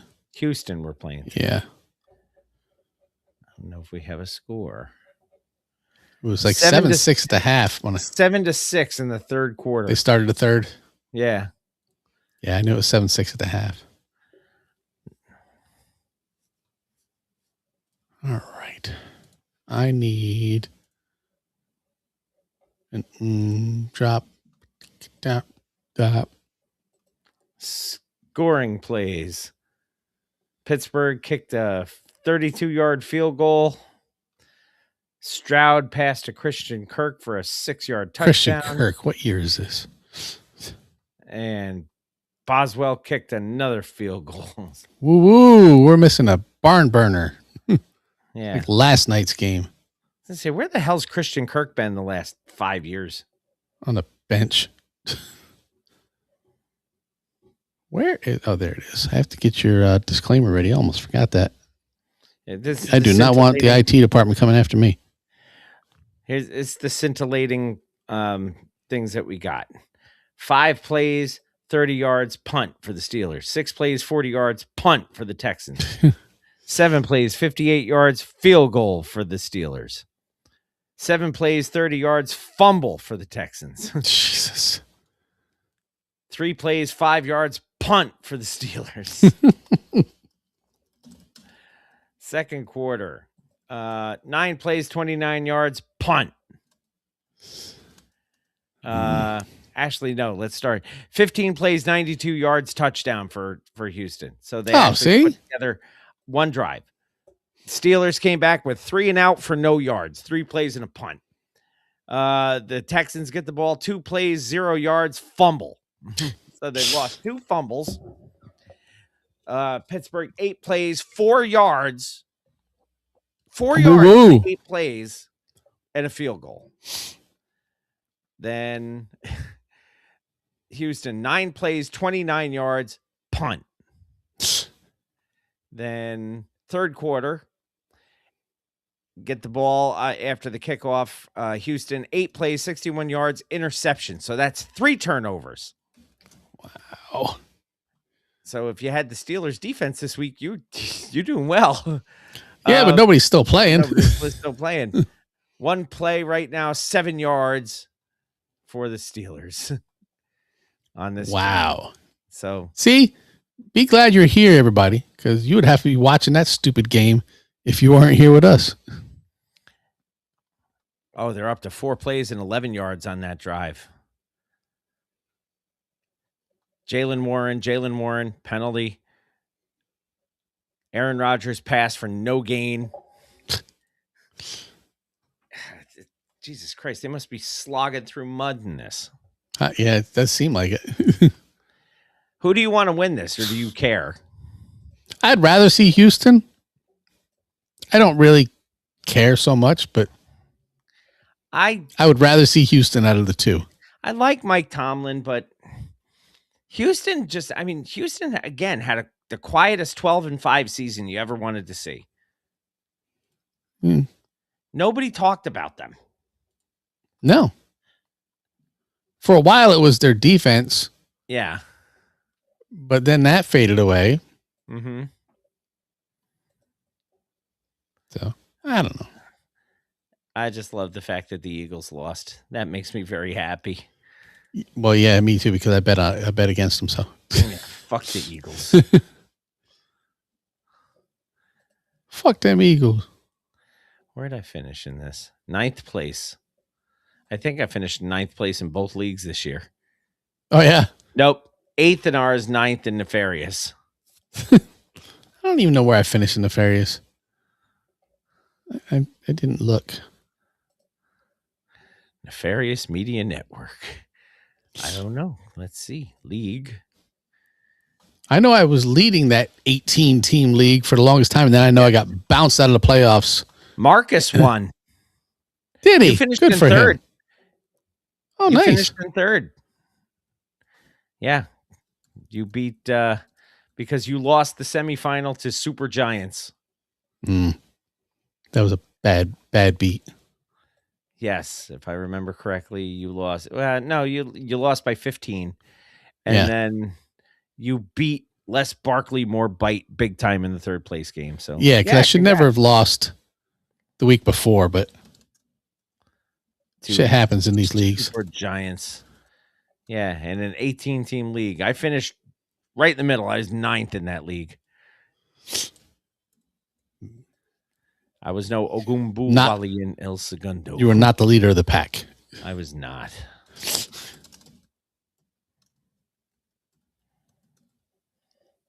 All right.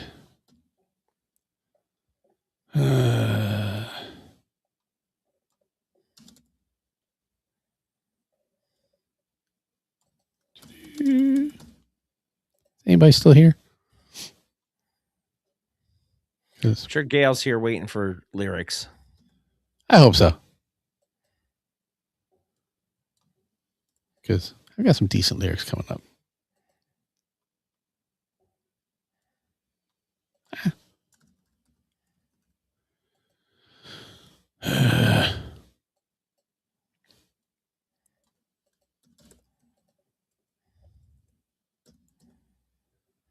Do.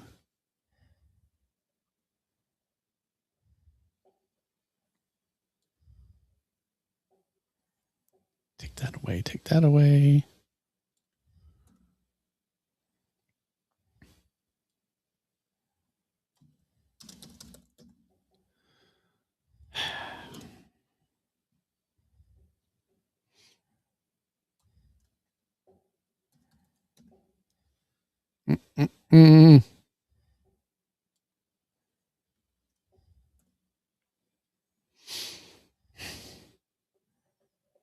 Sorry, everybody.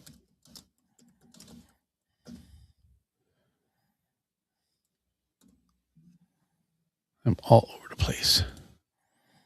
That's okay. Apologies. John's phone's about to die. So let me give him. Can I ask you, by the way, what's the deal with Timothy Busfeld? I have no idea. You didn't hear this? No. Last thing I knew about Timothy Busfield is he was asking me the way to go home. Timothy Busfield has been accused in New Mexico of child sex abuse. Yep, no idea. 68-year-old actor was arrested on 2 counts of criminal sexual contact of a minor and a single count of child abuse. He's married to Laura Ingalls, for fuck's sake. He's married to Melissa Gilbert. Yeah, no. No idea.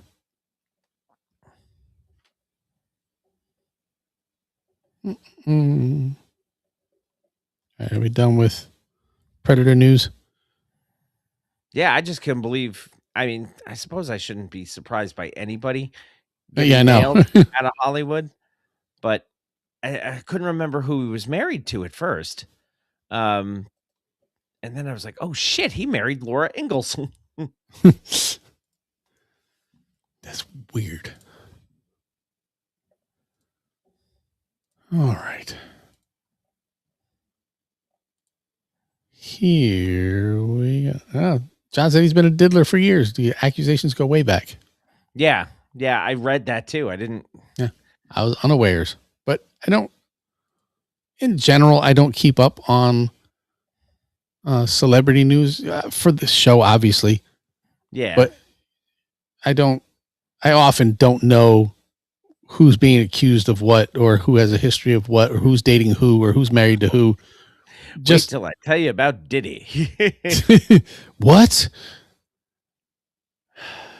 All right, you ready? Never. Good, because we're about to do this. I'm going to unmute and you're going to echo, and then I'm going to hit this drop with a Shri. Who's your mama?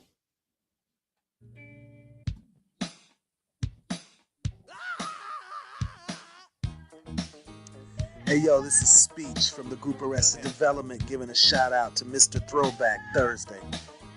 Peace.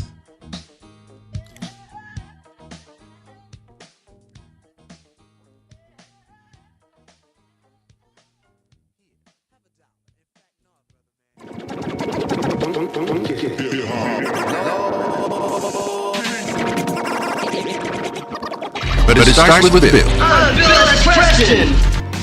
It's called reading. Top to bottom, left to right. Group words together as a sentence.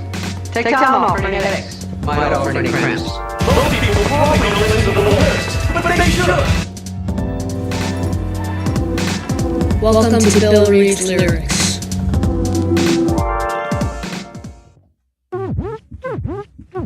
Hello. This is Bill Reads Lyrics. It is an educational discussion of artistic expression and creativity of modern lyricists. Bill may recite explicit or offensive language. Professional supervision is suggested for sensitive listeners. The average views and opinions within these lyrics are not necessarily those of Mr. Throwback Thursday or its hosts, and will be in the area of 160 WPMs. We hope that you will find our presentation precise, humor-heavy, and just right. Thanks. Well, with that being said, what more can you say, really? it is indeed time for Bill Reads Lyrics. It is. And I am already scared. And really, there's no reason you shouldn't be. You should be afraid. You should be petrified. And, you know, all the other things Gloria Gaynor was talking about. Oh, good God, yes. You should be all that and all that. Right. All that and all that. I've got the private chat open. You do your thing. I apologize. But here it comes. If you're apologizing before you send it, that's I am. Oh, wow. Yeah, he's not delicate. He is not. And I believe there was a request that this be fuddified. To do it in Fudd voice? Yeah, as Bilmer Fudd. I don't know if I can do Bilmer Fudd. I can try. It may be difficult, but maybe difficult. Okay. Considering it's our way to Wugged Man.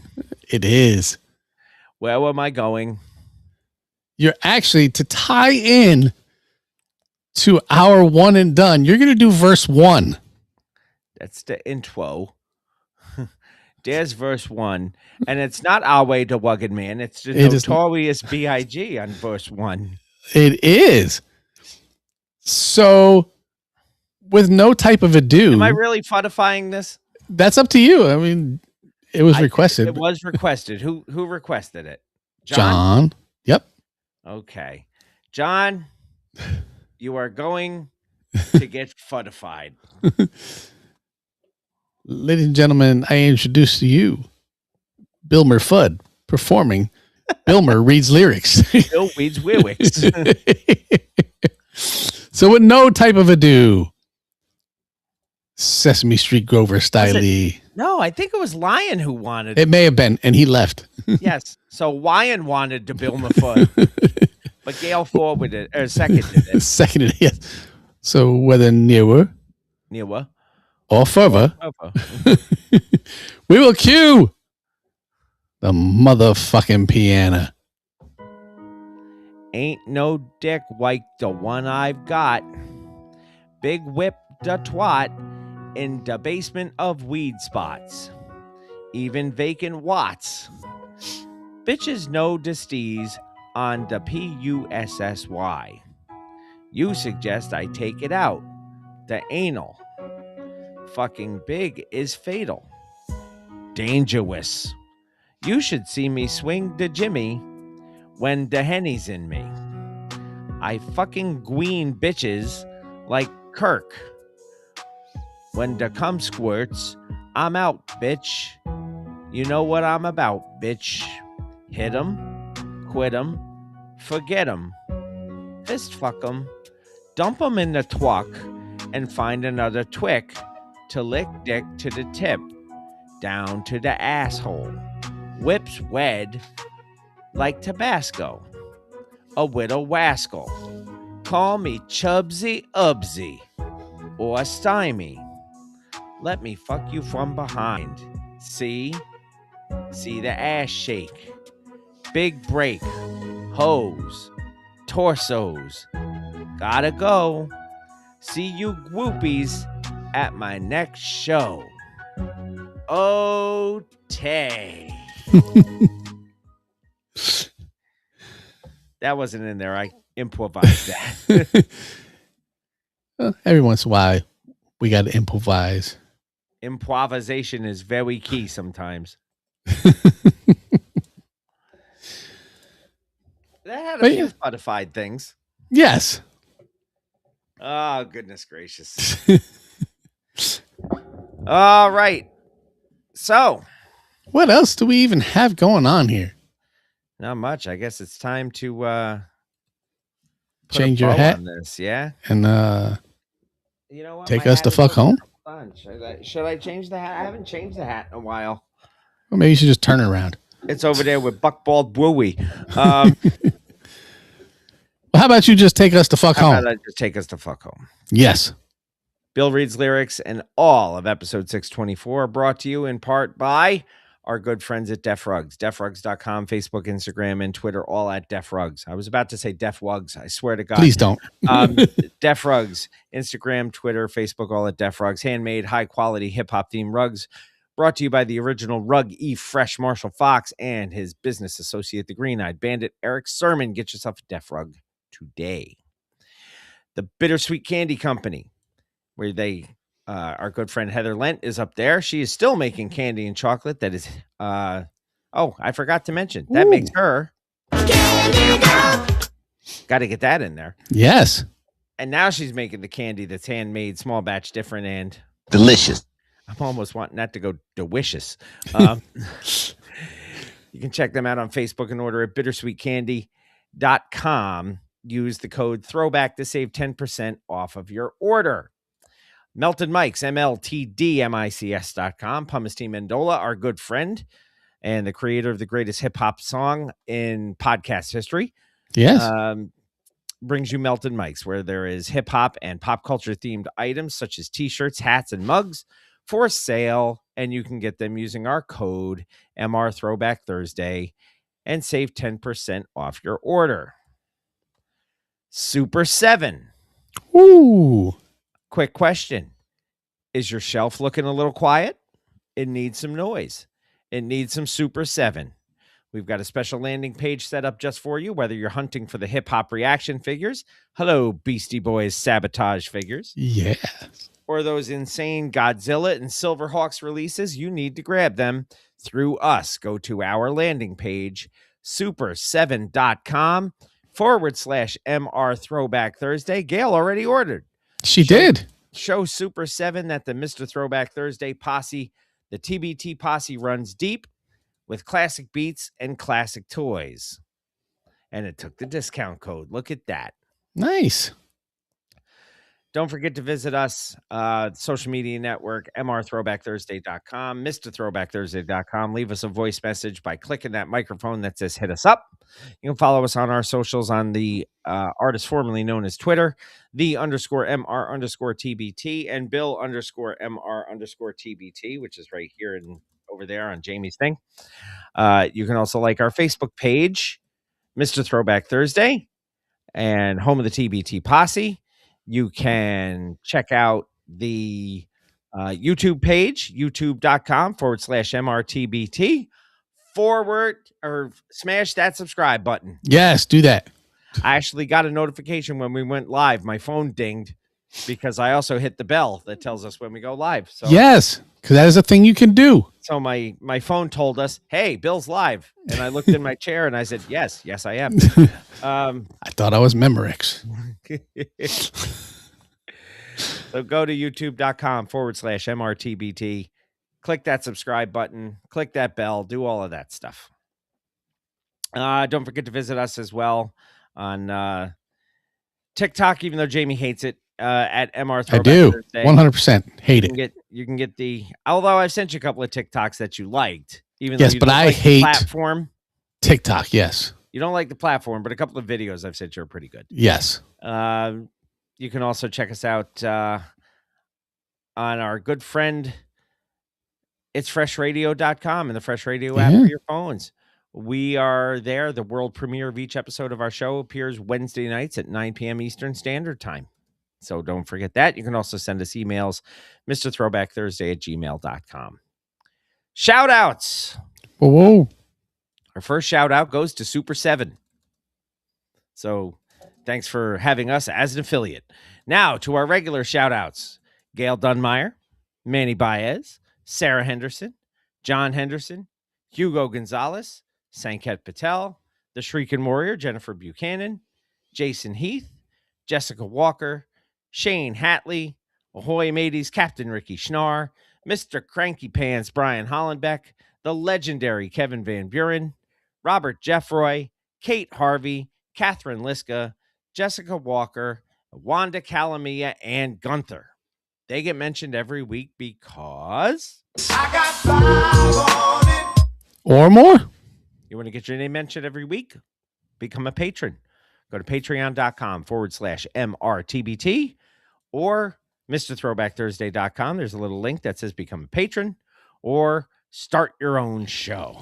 That is always an option.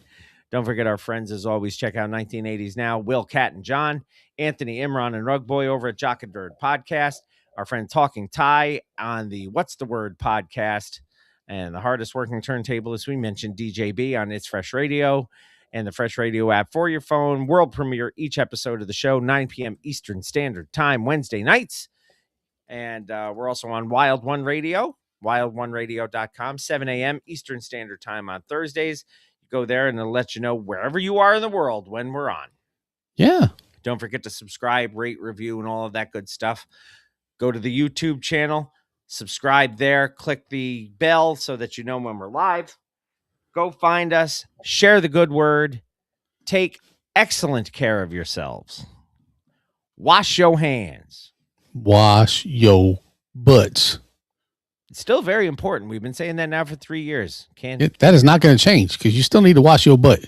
And until next time, keep it classic. And like Cool Keith said, I'd rather drive and ooh with your girlfriend. Your man is ugly. The kid look like Gentle Ben. And always remember, new school stale, old school fresh.